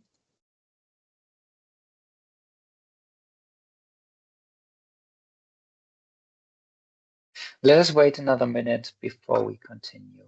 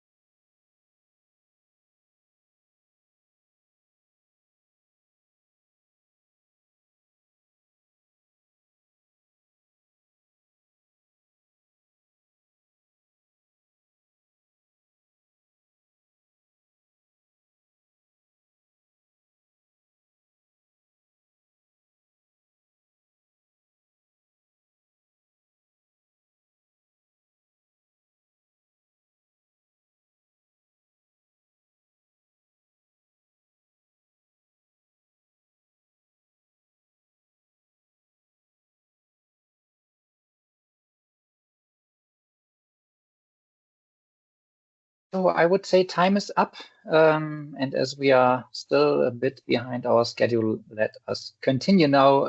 Whoever is still having lunch will certainly join us afterwards. So we were about to start with the case example of the National Bank of Georgia. So I hope you can all see my screen now, and let me now walk you through very briefly only this case example. So first of all, you will find the documents that I will quote here also published by NBG, and the links to the most relevant documents, that is the ESG risk assessment and the ESG guideline of the National Bank of Georgia, will be posted in the chat in case you are interested in having a closer look. And if you have very specific questions, please don't hesitate also to get back to us even after this presentation, after the workshop. We can certainly also bring you in touch with the colleagues in Georgia for further exchange. They are usually always very eager to help and happy to help. So the National Bank of Georgia. In the year 2022, DSIK and Kempten University have drafted a concept note for the National Bank of Georgia. This is this one here, Climate-Related Risk Radar for Georgian Economic Sectors and its Possible Application for the Financial Sector. So what you can see there is basically the very same thing that we have just seen prior to the lunch break. And it all ended with a heat map on sector level where it was clearly defined which economic sectors in Georgia are facing higher risks and which ones are facing lesser risks that are related to ESG. Then the National Bank issued the so-called ESG guidelines a year later. And as you can see on the title, they actually even refer to the double materiality perspective, double materiality, sorry. That is also what we have discussed a bit earlier here in our presentation, inside out and outside in perspective. So The risk radar of DSIK is actually what they nicely call best international practice here, and it serves as a reference for the individual models of banks and MFIs that they have to implement now. So they clearly say also in the last sentence that you can see here, these ESG guidelines should not be viewed as a restrictive requirement. Banks can develop and implement more advanced models and stricter standards for ESG integration and risk management. But what you can find here in the ESG guidelines is the bottom line. So that is what they have for sure to apply. And here you can see, maybe it's not really readable because it's a bit small, but we will zoom in a second. You will see a diagram of the loan process. And this diagram shows actually steps that are clearly referencing to the referring to the DSIK risk radar and also to the ESG due diligence, so the individual scoring modifier. And we will see it now. It all starts obviously with the loan application as usual, and NBG now recommends clear steps starting from there, and many of them stemming from the risk radar of DSIK. However, they do also have other standards, such as, for example, a so-called exclusion list, and such list is an important instrument. It can strike, or it serves to strike, a balance between the intended ESG effects, the intended ecological, social governance developments in the economy on the one hand side, and the economic feasibility on the other side. To give you one example, so on this exclusion list, they say a financial institution must finance not more than, or must not have more than 10% production of alcoholic beverages in their loan portfolio. So that seems to be quite strict. However, the production of wine and beer is a very important economic factor in Georgia, and what they say is that this is an exemption. So the 10% rule is not applying to wine and beer. So now, from the social perspective, one can think what you can think what you like about this this rule, but of course, from the economic perspective, it is a decision that is at least understandable. And this is something that you can do as a taxonomy, and mainly national banks do that with all the different economic sectors that are now relevant for the countries. Of course, it doesn't make sense to phrase exceptions from the exceptions everywhere, but at least some exemptions can, of course, make sense to a certain economy. So now, what is then happening? The financial institution is screening the loan application, and either, excuse me, could you please switch off the microphone?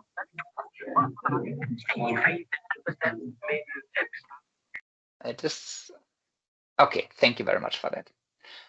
So what the financial institution is doing then, they are screening the loan application against the exclusion list. And if the transaction involves activities under the exclusion list, then the process stops here. The loan application will be rejected. If not, then the next step will be taken, and that is the categorization. Categorization. We have talked about categorization before. And you can see 4 categories here, and the characteristics that are considered are the type, the size, the sector, etc. of the loan. For example, the category 1, the lowest risk would be it's not a loan in a critical economic sector, and it's below 100,000 USD. So what does critical now mean, or what does high risk mean? There is a law, the so-called law on environmental liability in Georgia, and this is what they are referring to. So when they talk about risks, they are not yet talking about the risks according to the ESG risk assessment.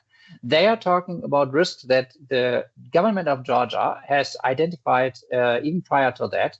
And for example, a sector that is likely to contaminate land or water, that goes hand in hand with the loss of biodiversity, or timber production or alike, then those are considered critical or high-risk sectors. And for the higher the risk of this sector is, and the higher the loan they apply for, the higher the category. And the higher the category, obviously, the more they have to fulfill in the next steps of the process.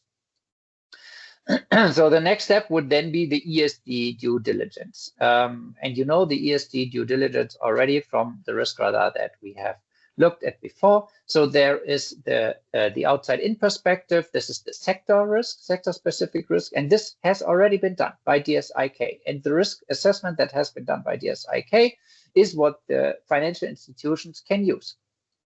The financial institutions only need to go through the inside-out perspective then. This is the individual due diligence of the borrower. And both together leads then to the ESG risk rating. So you know the same metrics that we have had a look at before.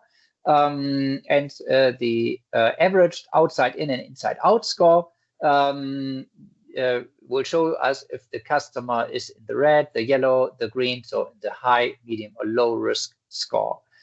And that is an important information because with this scoring, it will be defined whether and to what extent the customer has to abide by what they call the corrective plan. And this corrective plan aims at addressing the identified ESG risks, and it also prescribes certain actions that have to be taken. And this can be anything from the customer needs to improve the transaction's sustainability performance, for example. So maybe they have to do something about climate change mitigation or adaptation or whatever. They might be requested to set certain ESG targets or to implement monitoring systems for that. Maybe they are asked to enhance their social responsibility initiatives, etc., etc. So there are a couple of measures that you could think of when talking about the corrective action plan, and here it is. So the ESG risk rating has been done. The customer is either a customer with a low, a medium, or a high risk, according to this matrix here. For the medium and high risk customers, such corrective action plan has to be designed. And once it is designed, then the next step would be the so-called opportunity screening. So the financial institute has to evaluate whether the transactions align with sustainability criteria. For example, the National Bank of Georgia's Sustainable Finance Taxonomy. And based on the results of this opportunity screening of the assessment, the bank can incorporate their findings into even the loan terms. So that would mean that they would try to force the customer to transition finance to either mitigate the contribution to climate change or to better adapt to the effects of climate change. This is what you can see here.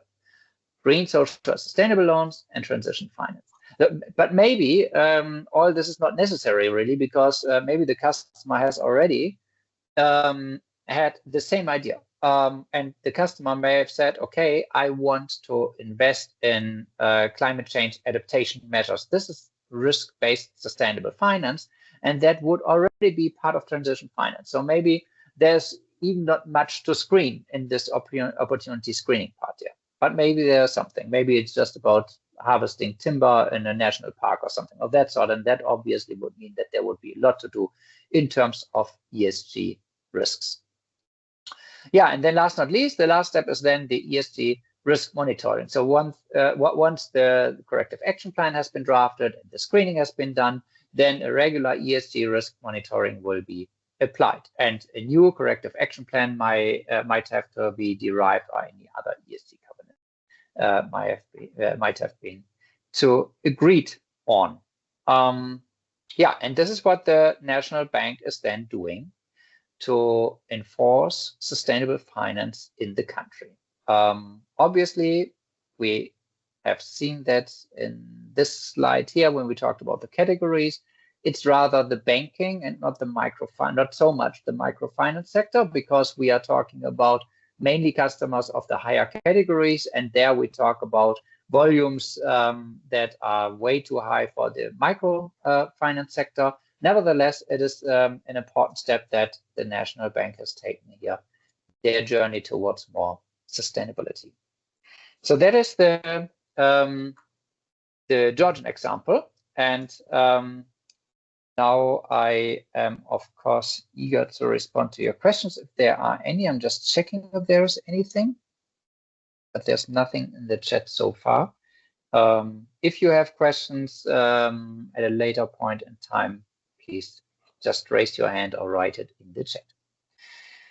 Now, let's be interactive again. So you have seen the risk radar, you have seen how it is applied in the example of a national bank, and now we thought it might be a good idea to give you a better impression of how this risk radar works practically, and we would like to invite you to group work. So Kotha was so kind to prepare breakout sessions, breakout rooms, and you will be assigned to those breakout rooms in a second. But before we do that, let me briefly take you through this exercise here. So everyone will receive the Excel file that we are working with here. So this is nothing else but an Excel spreadsheet that you can see here. And you can just open the file in the chat, in the app or in the browser. So it will be opened separately for each and every user. It's not that each of us is working with the same file then. Each group will then be given the same example. That is what you can see here. Acute physical climate risks. And even the sector is given its construction, as you can see here. Construction that includes everything: new work, repair, additions, alterations, whatever you can think of the construction businesses. You as a group can decide for which country you would like to do the research, and then each group shall start analyzing the sector. So do some internet research and discuss it in the group. So based on your discussions, you first of all decide then if acute climate events are actually relevant for the sector. So if yes, you tick this box. If no, you tick the box above. And then you will just do some research on sources. You just Google it. So it doesn't have to be anything super scientific at this point in time. It's just trying how it works. And then you might find either newspaper articles or scientific journals, whatever. And then you will decide for the categories that you can see here in this example: observed loss of assets or property, what score you would assign to this criterion. And that is basically it. So it doesn't have to be right. It does not have to be documented properly. It's just to let you try working with the tool. And there will be one DSIK team member in each group for questions, etc. I will visit the groups for questions and answers. The groups are simply called group 1, 2, 3, and 4. In group 1, there will be Timo from DSIK. In group 2, it will be Ziad. In group 3, it's Kotha. And in group 4, it will be Lydia. So the assignment to the groups can, except there are any questions, which doesn't seem to be the case at the moment. No. Then can I ask you? No. Can I ask you, Thomas, please, if you can upload the risk radar document to the chat box, because for some reason I couldn't do so. Yes, just 1 second. I will do that immediately.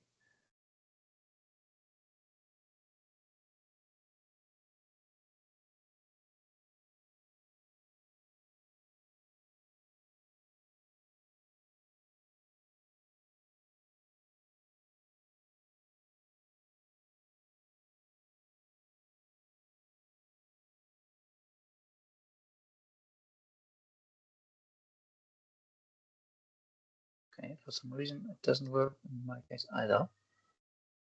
Yeah. Which is strange.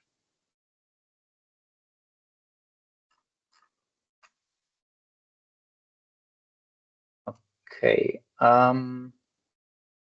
Then let us do it differently. I will just provide a link.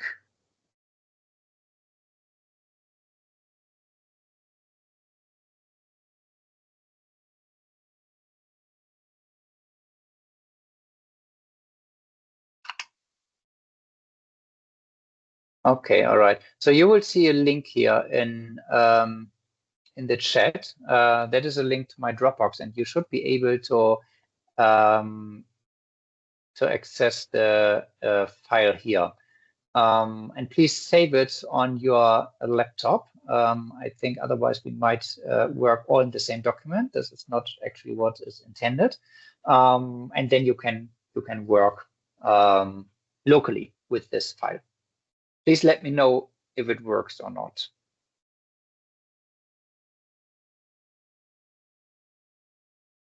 It works. I can access it for myself, but in order to download it, I have to log in, for example.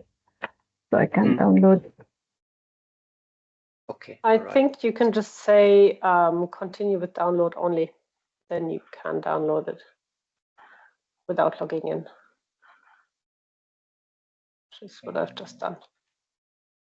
Okay, for security reasons, I cannot work with it. So what we of course can do, it's a group work anyways, right? So I suppose that at least one person in the group should be able to access the file. And that would then mean that one of you can share the screen, and then you just have discussions in the group. And what other group members still can do, although they cannot access the file, is do the research. Talk about your findings. Okay, anything else?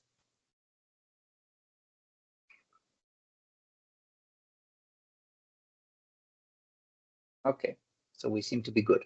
Then let us go to the rooms, and in I would say some 15 minutes or so, we should be back here. So we will automatically get you back to the plenary session and see you back here, and yeah, at approximately 1:40.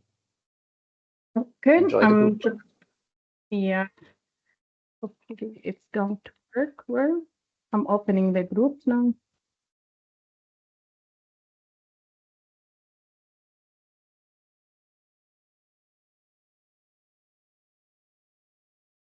I think we are splitting up, no? It's working. Yes. Very good. Thank you so much, Kava. I'm really glad. Me too, likewise. Yeah. Okay. Yeah, Hisham and Nofa, you are still here. Reason being that it was technically apparently not possible to assign you to a specific group. So what we can do is, I think we can be like a micro group here in the plenary session. And maybe you can just try to download the file that I have just shared on Dropbox, if this is possible. And maybe then one of you can share the screen. For some reason, I couldn't assign myself to group number 4. I don't know, our group number 3. I'm not sure why I'm not there yet. Okay, but can you visit the group? Is this possible?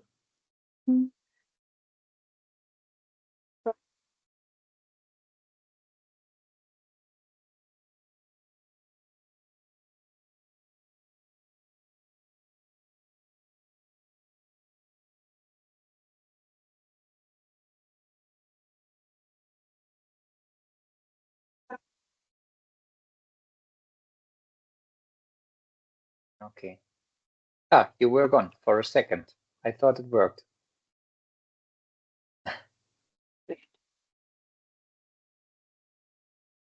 I can't find many of the people who can be classified to the rooms.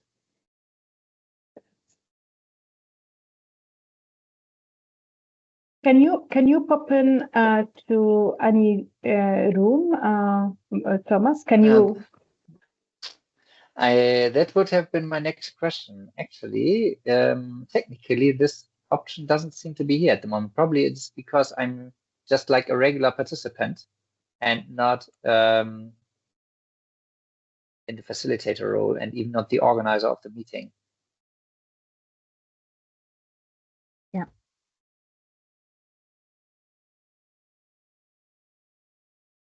Not sure if you can change my role. Let me see. In the meantime, yeah. I'm sharing the screen so somebody else know how to support in this regard.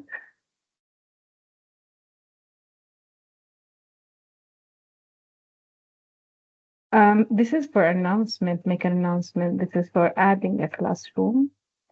Yeah, but if you can you do you have any options to change my role? I can assign you, for example, to one of the room. But how to? Yeah, I haven't assigned you. Yeah. Okay. All right. Yeah. Yeah. Then let's do that.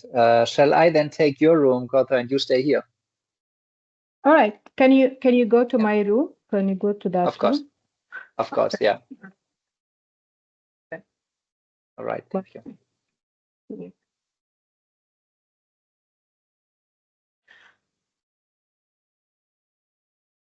So you Are you assign here? me? I'm here. Yes. Absolutely. I can assign you. Oh, God, what's happening? Yeah.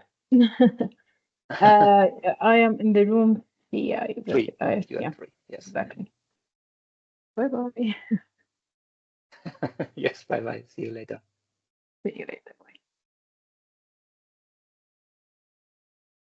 So you bring us back in 15 minutes, right?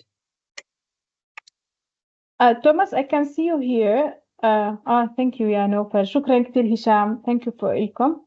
It was an interesting discussion. Hopefully for you, Hisham and Nofel. Yeah.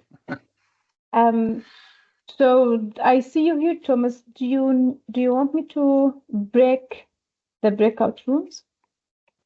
Yes, indeed, that would be great. I've just told my participants to leave the room, but some are still there. Maybe you can just get them back to the plenary session. Thank you. I think, yeah, I'll close the rooms and everybody will come back here automatically. Yeah. Perfect. Thank you so much. Should be done. Yeah. Perfect.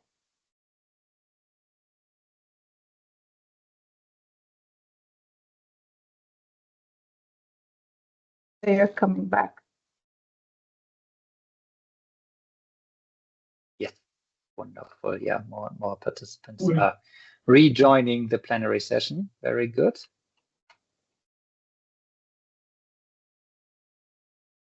Let me already start sharing my screen, maybe.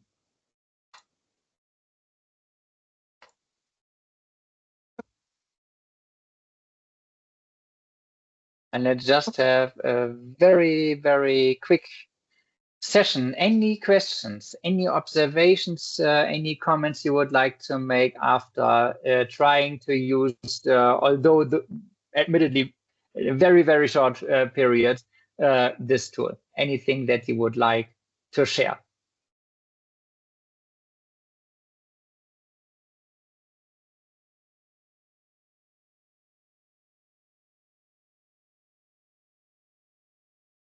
Hi, or Thomas. if there's, yes, please.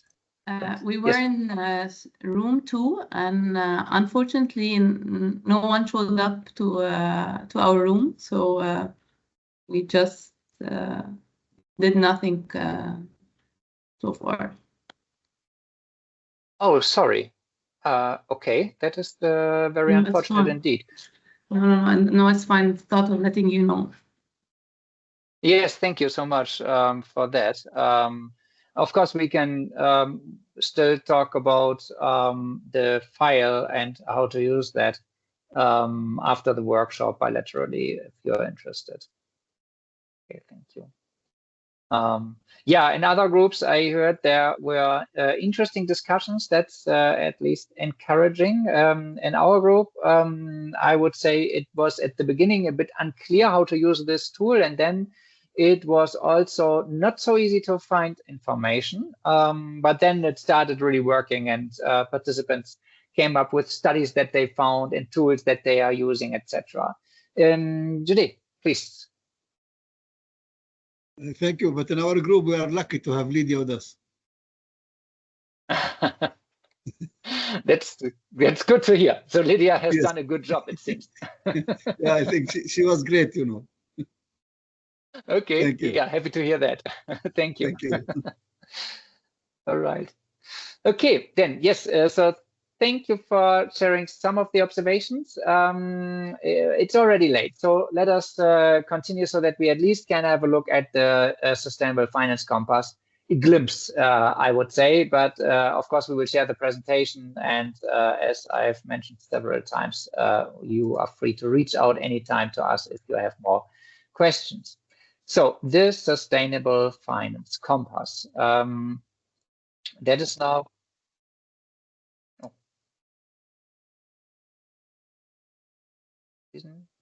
Can you see the screen that I'm sharing? Because I yeah, I can see your presentation. It has 3.1 general concept. We can see. Yeah, that is interesting, because let me just quickly unshare and share again, because I cannot see it. Yeah, no worries.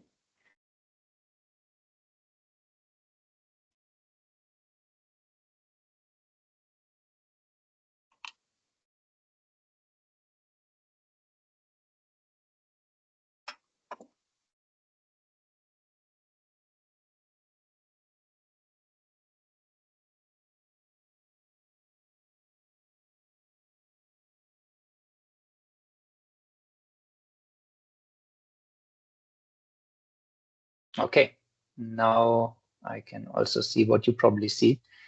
3.1. So let us have a closer look at the general concept first of the ESG of the Sustainable Finance Compass. So I've already explained at the very beginning of this workshop that the Sustainable Finance Compass is actually an instrument to measure systematically the sustainability of a financial institution. So what is relevant here is, for example, the Sustainable Development Goals, any other aspect of sustainability you can think of, the ESG criteria.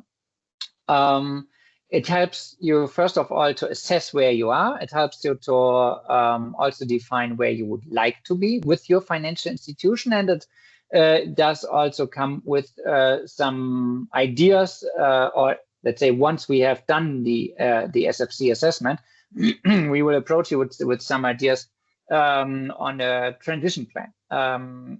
Of course, you can then monitor the progress with the Sustainable Finance Compass by repeatedly applying it.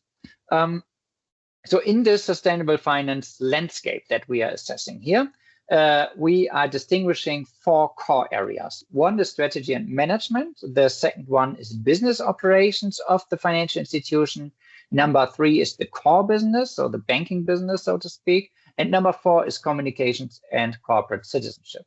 And as you can see here on this slide, there are then some subcategories in each of the main categories. So for example, when we talk about core business, we talk about the security investments of the financial institution, about the loan portfolio, and about the savings, investments, and payment services of the financial institution. And for each of those subcategories, we assess how sustainable do you do that? How sustainably do you do that? And how sustainably would you like to do that? And if I say we assess, that is actually not really precise, because it is you who does the assessment. So it's a guided self-assessment. And you also set your own goals, your own objectives. How do you set your objectives, and how do we evaluate where you are? We use what we call the Sustainable Finance Speedometer. So it is very similar to a speedometer in a car. where you can do more or less nothing, be idle in this regard, or you can go at very high speed in terms of sustainability. And we have defined, or the Kemp University has defined, different levels from the so-called quick win to good practice, a mature institute, an accomplished institute, and a specialized one. Actually, the specialized one, the category number 5, is something where I would say let's not focus on that. This is rather a theoretical position. Financial institutions are rather to be found somewhere here in the sectors, or the segments 1 to 4. And what does it mean? To just give you an example, so a quick win could be that you are tapping into some first potentials, but from the customer's view, there's nothing specific. You are not a super specific sustainable financial institution if you are here. So maybe, I don't know, maybe you have you are using some green energy in a branch or something, but that doesn't make this institution a typical sustainable institution. If you are talking about good practice, number 2 here, sustainability is already a clearly defined objective of the financial institution, and you are also considering interdependencies between measures. You cannot do just one thing without doing the other thing. You cannot, for example, try to sell green finance products to your customers without doing anything with regards to environmental targets in your own organization. That is just, if you don't walk the talk, it's just not what customers will believe you.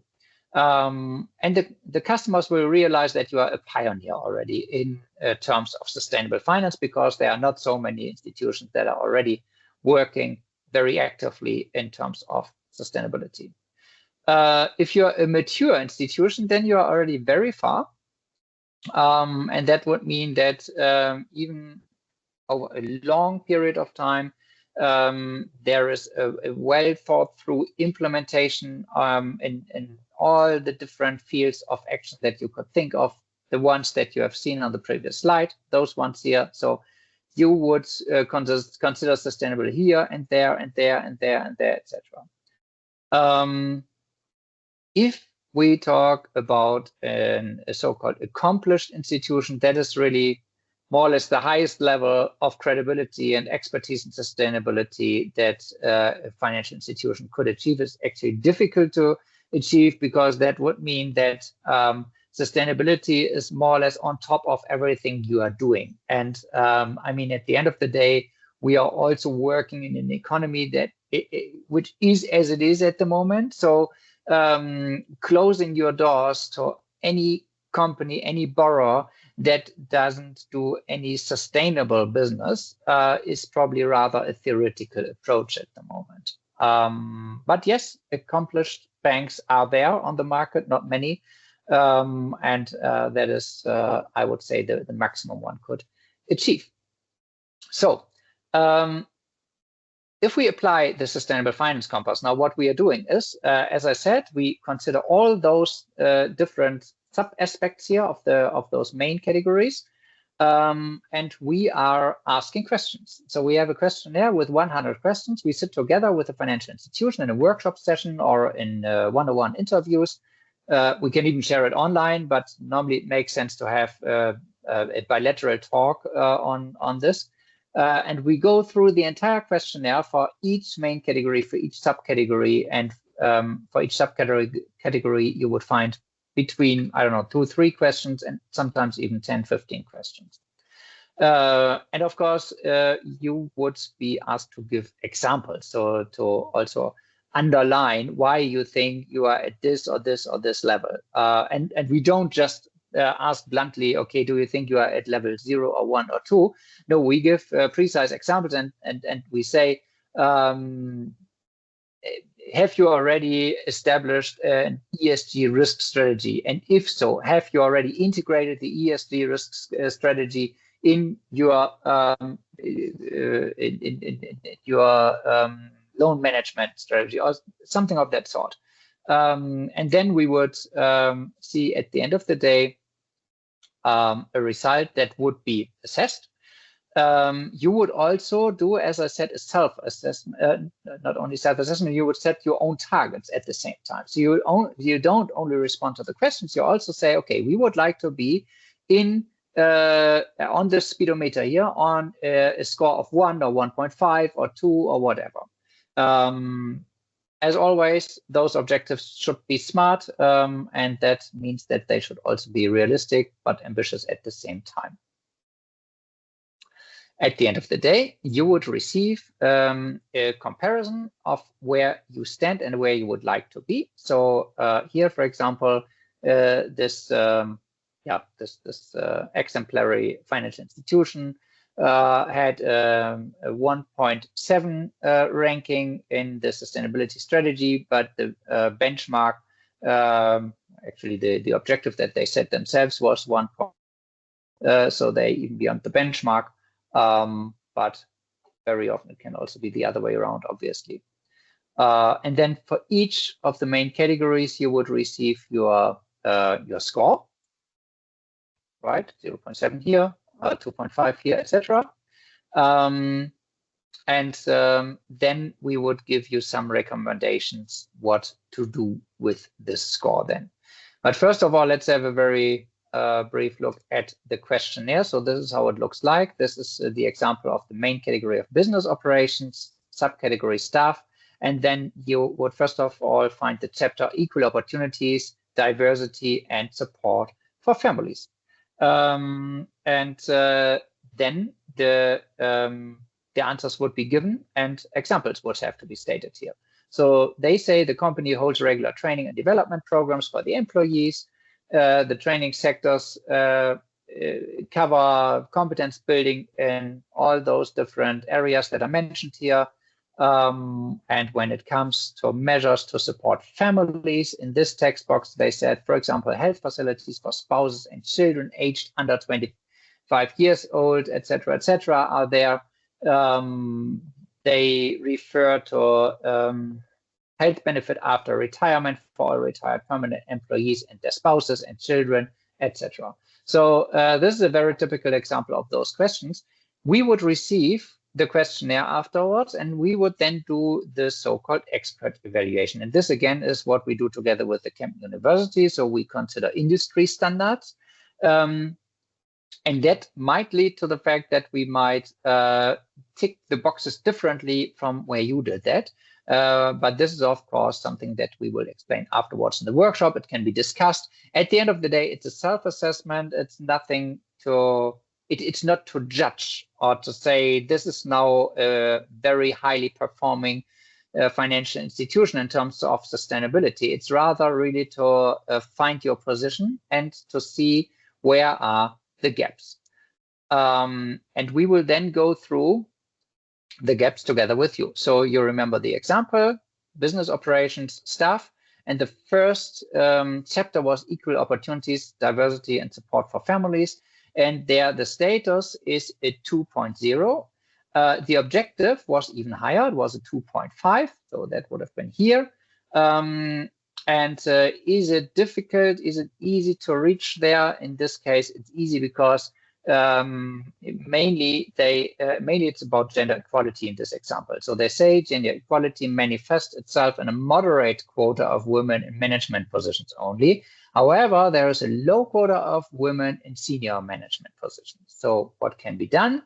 There are some recommendations.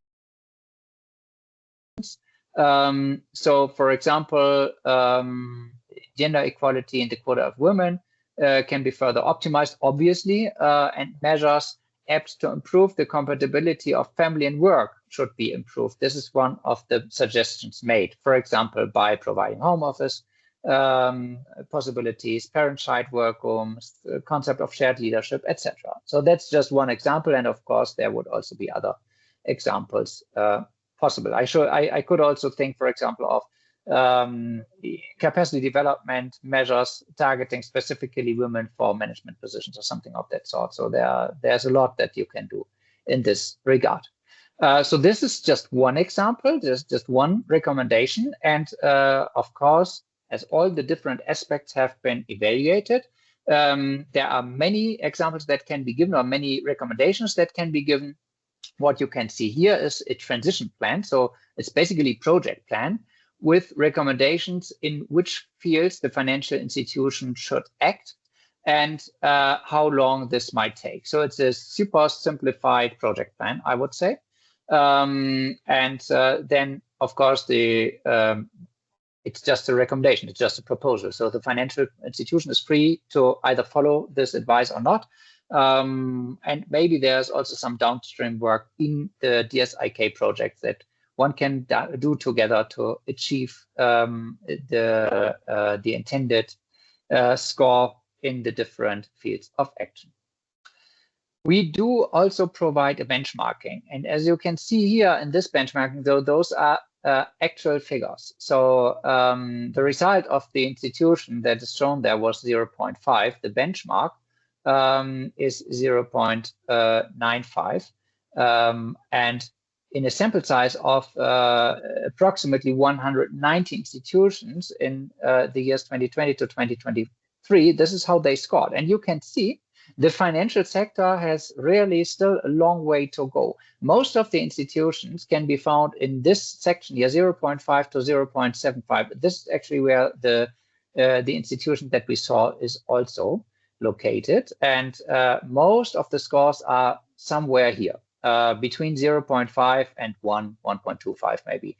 There are just 2 institutions that are beyond 2. Nevertheless, it's not a ranking that serves just to compare your institution with other institutions. It rather serves to help the institution find ways to improve. This is the most important thing. How to transition, how to become a more sustainable financial institution.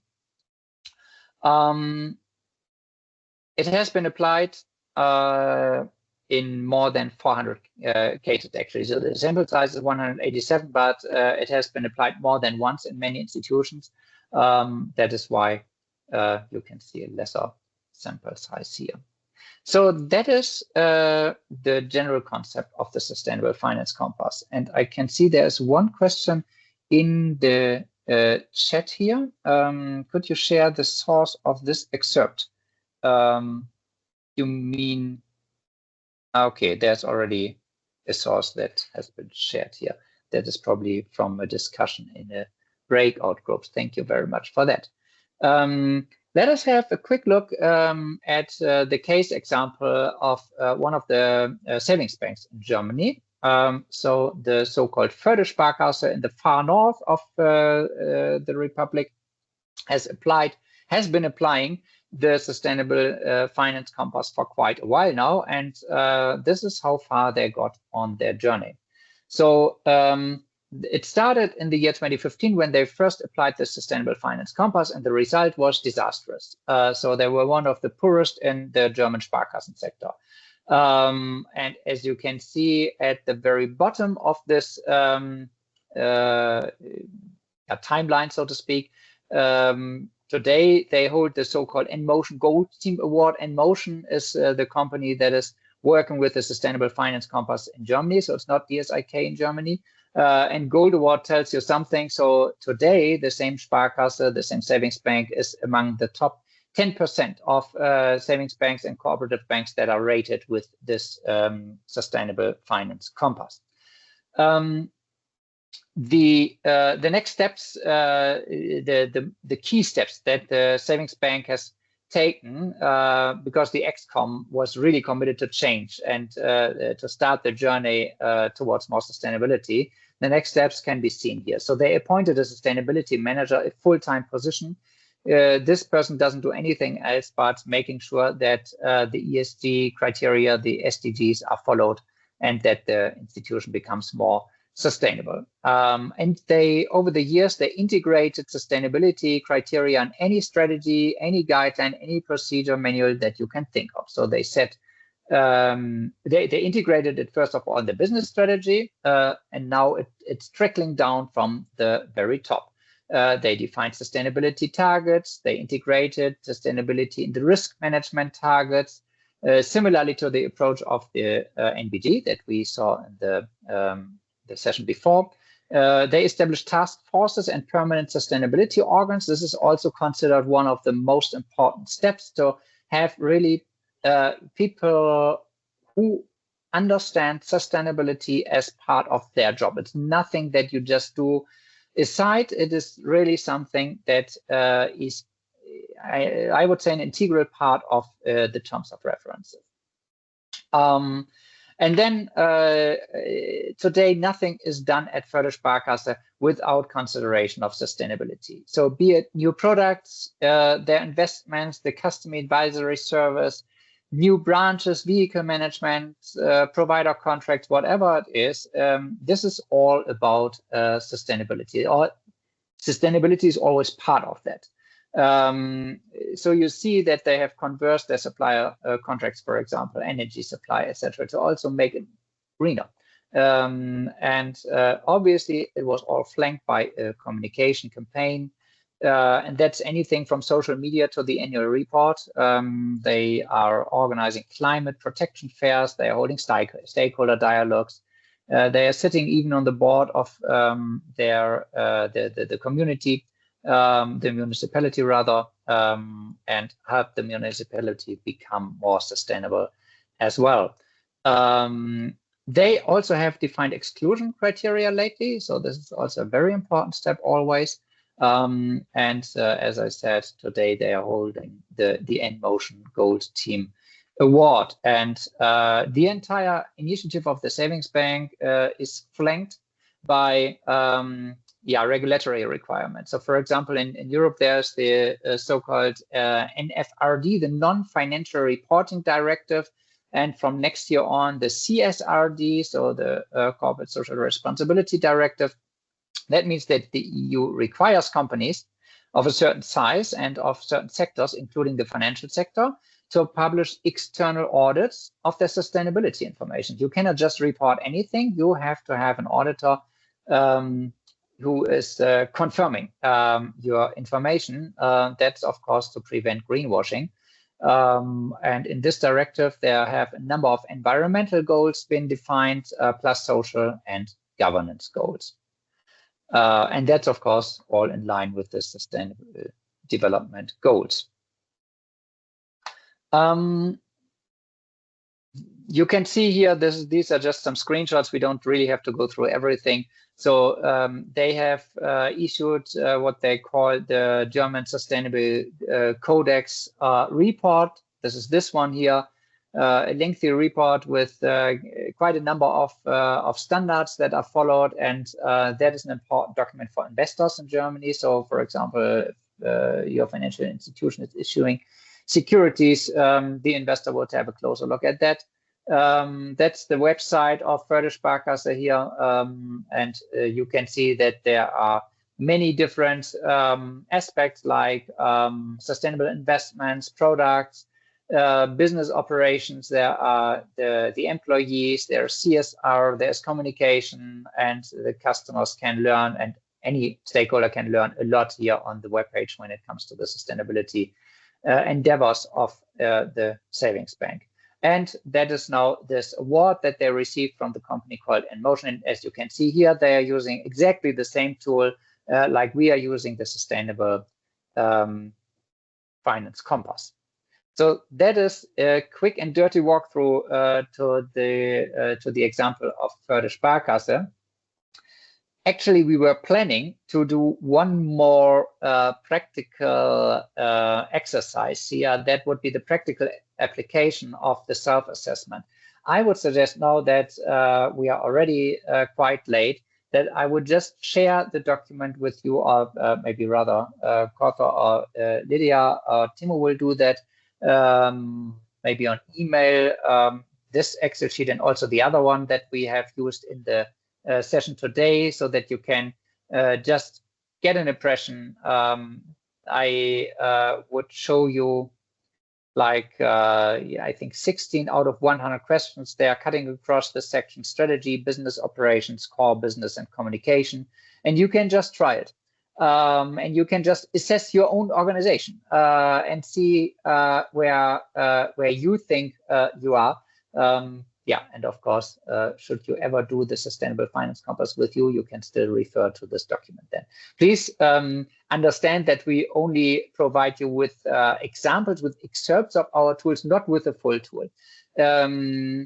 Whenever we are applying this tool, both of them, Risk Radar and Self-Assessment and Sustainable Finance Compass, afterwards, the institution would receive the entire toolkit and we would onboard the financial institution so that the institution can do the same exercise themselves without the assistance of the DSIK experts. But for the first time, it should be a guided process where the trained experts actually lead the financial institution through the self-assessment here. So that would be the Sustainable Finance Compass. So as I said, a bit quick and dirty, but nevertheless, I hope you got a certain impression. And maybe we can use the remaining time to have a very quick look at the implementation plans. How long does it take and what are the steps to implement first of all, the Risk Radar, then the Sustainable Finance Compass? Basically, you have 5 main steps here. You start with a kickoff workshop, very simply. This is to onboard the financial institution, to go through the methodology and to explain everything. And then it would first, the work would first remain with the expert. So the next steps would be the desk research. And normally we say we need something around 2 months for the desk research. It can maybe be a bit less. So I told you that we are piloting the tool at the moment in Tanzania. We took ourselves like 6 weeks only. So let's see if it works. The pilot just started last week. But I'm quite confident also because we are doing that for a small financial institution, a savings and credit cooperative, and they are not invested in all the sectors. So we only have to go through, I think, 12 or 13 economic sectors, and only we try to work only with information about this very region where they are located. Tanzania is a vast country with different climate patterns, etc. So we try to focus on their region. And this means that maybe the desk research is a bit easier and a bit more focused and takes less time. But let's say in other cases, 2 months are realistic. During this time, of course, DSIK is already working hand in hand with the Kemp University. Then we have a second workshop, and the second workshop serves to integrate the local expertise. You will remember that in some of the sheets of the Risk Radar, there was local expertise added, and you could sort of decrease or increase the score by the local expert's judgment. And this will be done in the second workshop here. Yeah, and of course, after the second workshop, it should be fully evaluated. Then the next 1 to 2 months should be used for the second part of the desk research. So the entire ESG risk database on sector level, so the heat map, would then be produced. All the sector profiles would be provided with the detailed reports for sectors with a high ESG risk, and then we would have the full heat map with all with all information that the financial institution needs to understand the results. At this point, optionally, the sector modifiers can be developed specifically for this financial institution, and the individual due diligence can already start. But this usually takes a longer time. Of course, I mean, you are addressing all the different customers that are coming with a higher risk. So that can be an exercise that takes months, but it could start here in the fourth segment or in the fourth step. Last but not least, the third workshop, the last workshop, would take place, and all the findings would then be disclosed. We would walk you through the calculation of the analysis, and we could do some more refinements and adjustments if necessary, and then of course we would hand over the full toolkit, as I mentioned. So that would be the risk radar. You can see it takes us approximately 5 months in total. It can be done faster if the resources of the financial institution are available and the resources of the experts, obviously. The next one is then the Sustainable Finance Compass. This is, I would say, a generous project planning with 5 months here. It can certainly be done in less time because at the end of the day, it is just a self-assessment that needs then to be re-evaluated, revisited, and a transition plan needs to be drafted. So I think that's also possible in less than 5 months. But here, this is then like the default time plan. Again, we start with the first workshop with the onboarding.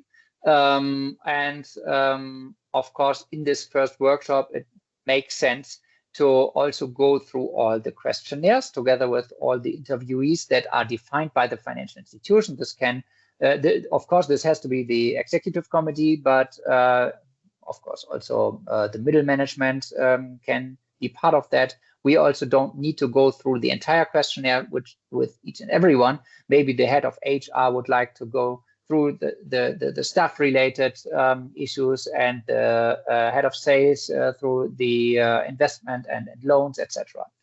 And of course, the management, the board of directors could also be part of that. Then the desk research starts and the questionnaires are being analyzed. Of course, the targets also that have been formulated by the financial institution will then be compared with the actuals. And we would come up with this transition plan, the project plan that you have seen. And we would come up with our recommendations. So that would be the preparation for the second and last workshop. On this last workshop, we would disclose the findings again. We would walk you through the entire assessment that you have done, that we have reassessed then. We would provide you with the tool, just as we did with the risk radar. And of course, it makes a lot of sense to go through this transition plan together. So this is also what we are planning in the case of the Tanzanian pilot. We will walk the Savings and Credit Cooperative through the transition plan, through our ideas. And then, of course, we are also excited to get to know their ideas. And jointly, we will develop a transition plan that also takes into consideration what the financial institution thinks. The Kempten University does have some additional information and educational material, especially for the Sustainable Finance Compass. They will share the documents after the last workshop. So that would be the implementation. And now we do still have some 5 minutes or so left for the questions that you still might have. Thank you very much so far for your attention. Thank you very much for the patience. I know it took us quite a while. Sorry for the technical issues that we had in between, but I think you managed very well to deal with that. And now the floor is yours. Please write in the chat, raise your hand, or just switch on your camera and microphone and let us know if you have any questions.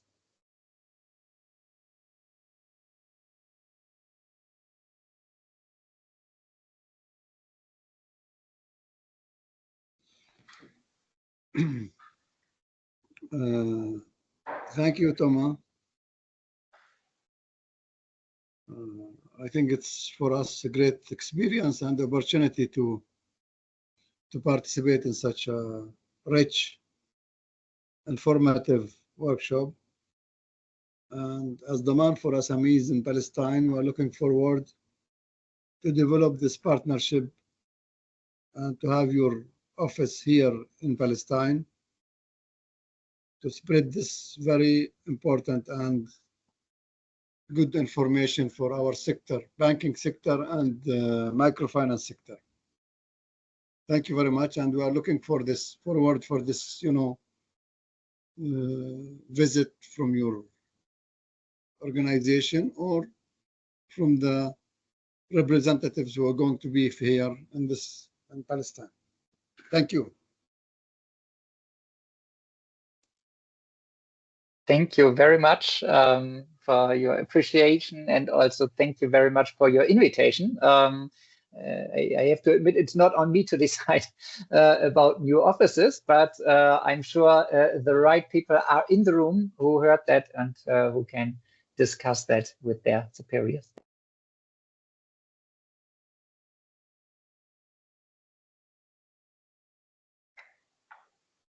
I can see there's one question in the chat from Hisham about the expected cost of the project.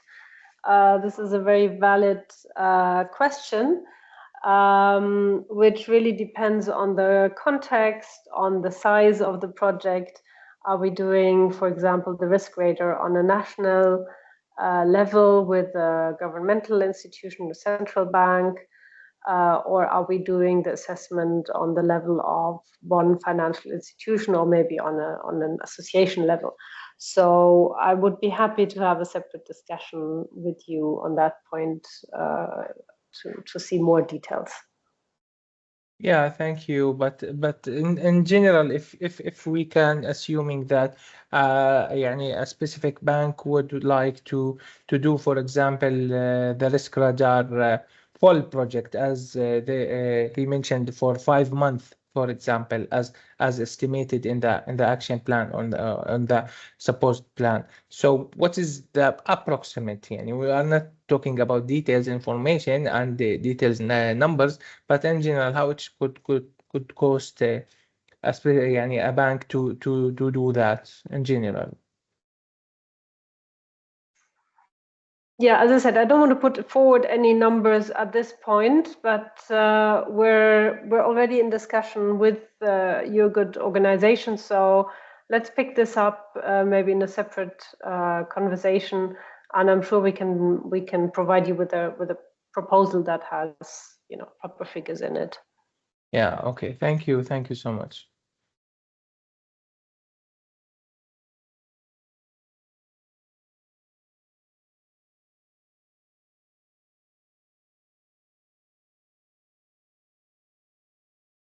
Questions at the moment, as it seems. I imagine that it was a lot of information that has to be digested first of all. So I think that the presentation will be shared anyways afterwards. So maybe also afterwards some more questions may come up. Yeah, and as I said, please feel free to reach out if there is anything, even in the next weeks or month.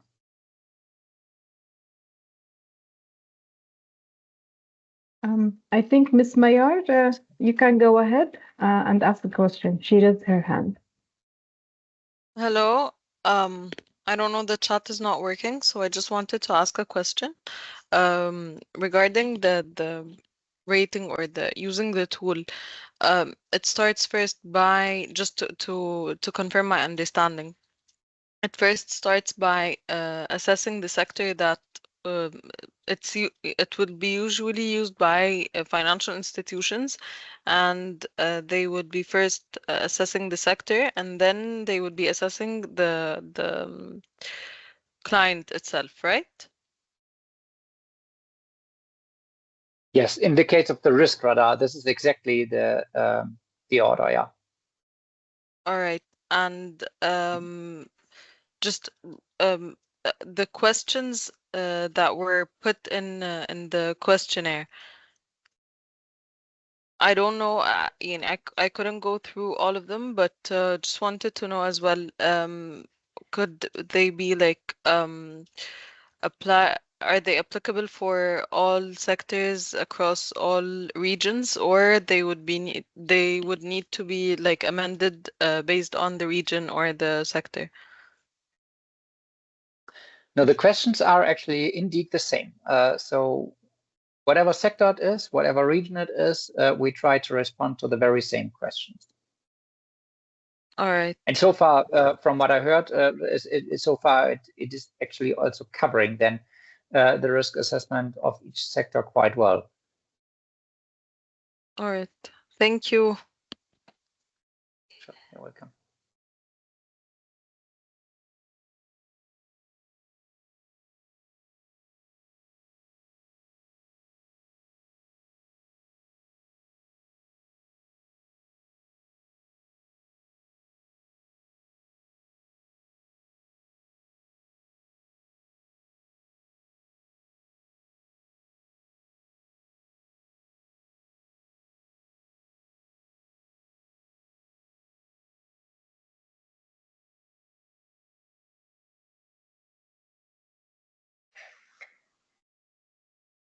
Great. It looks like there may not be any further questions at this moment.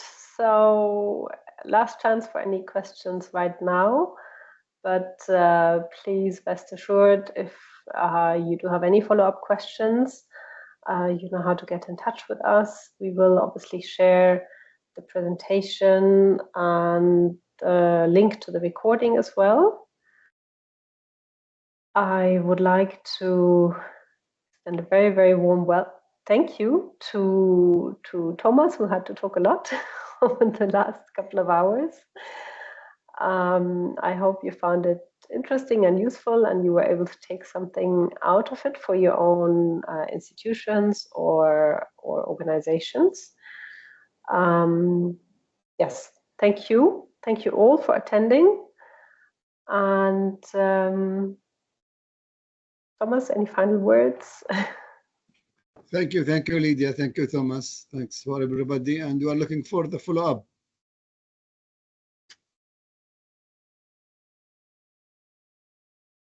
Nice. Thank you very much. Thank you very much. Yeah, as I said at the beginning, thank you very much for having invited me to this session. It was really a pleasure. From the questions and comments here in today's workshop, I can see that there is quite some interest, and also the high number of participants shows that there is a high interest. And I think it's super important, really. It is really our contribution that we can make as financial sector actors towards the prevention of being too far beyond the 1.5 degrees goal that we have jointly as a community in the world. And I really hope that we can all play our role there. Thank you very much.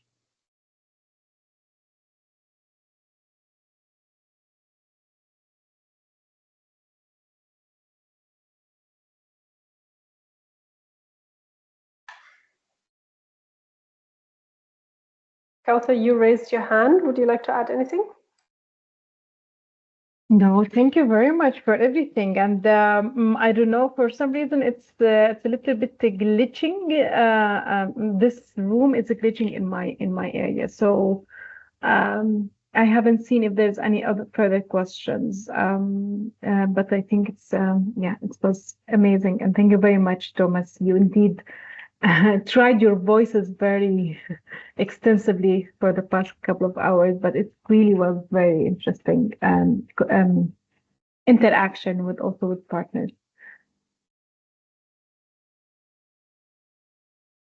Thank you. Great. Thank you all, and wish you a great rest of the day. All the best.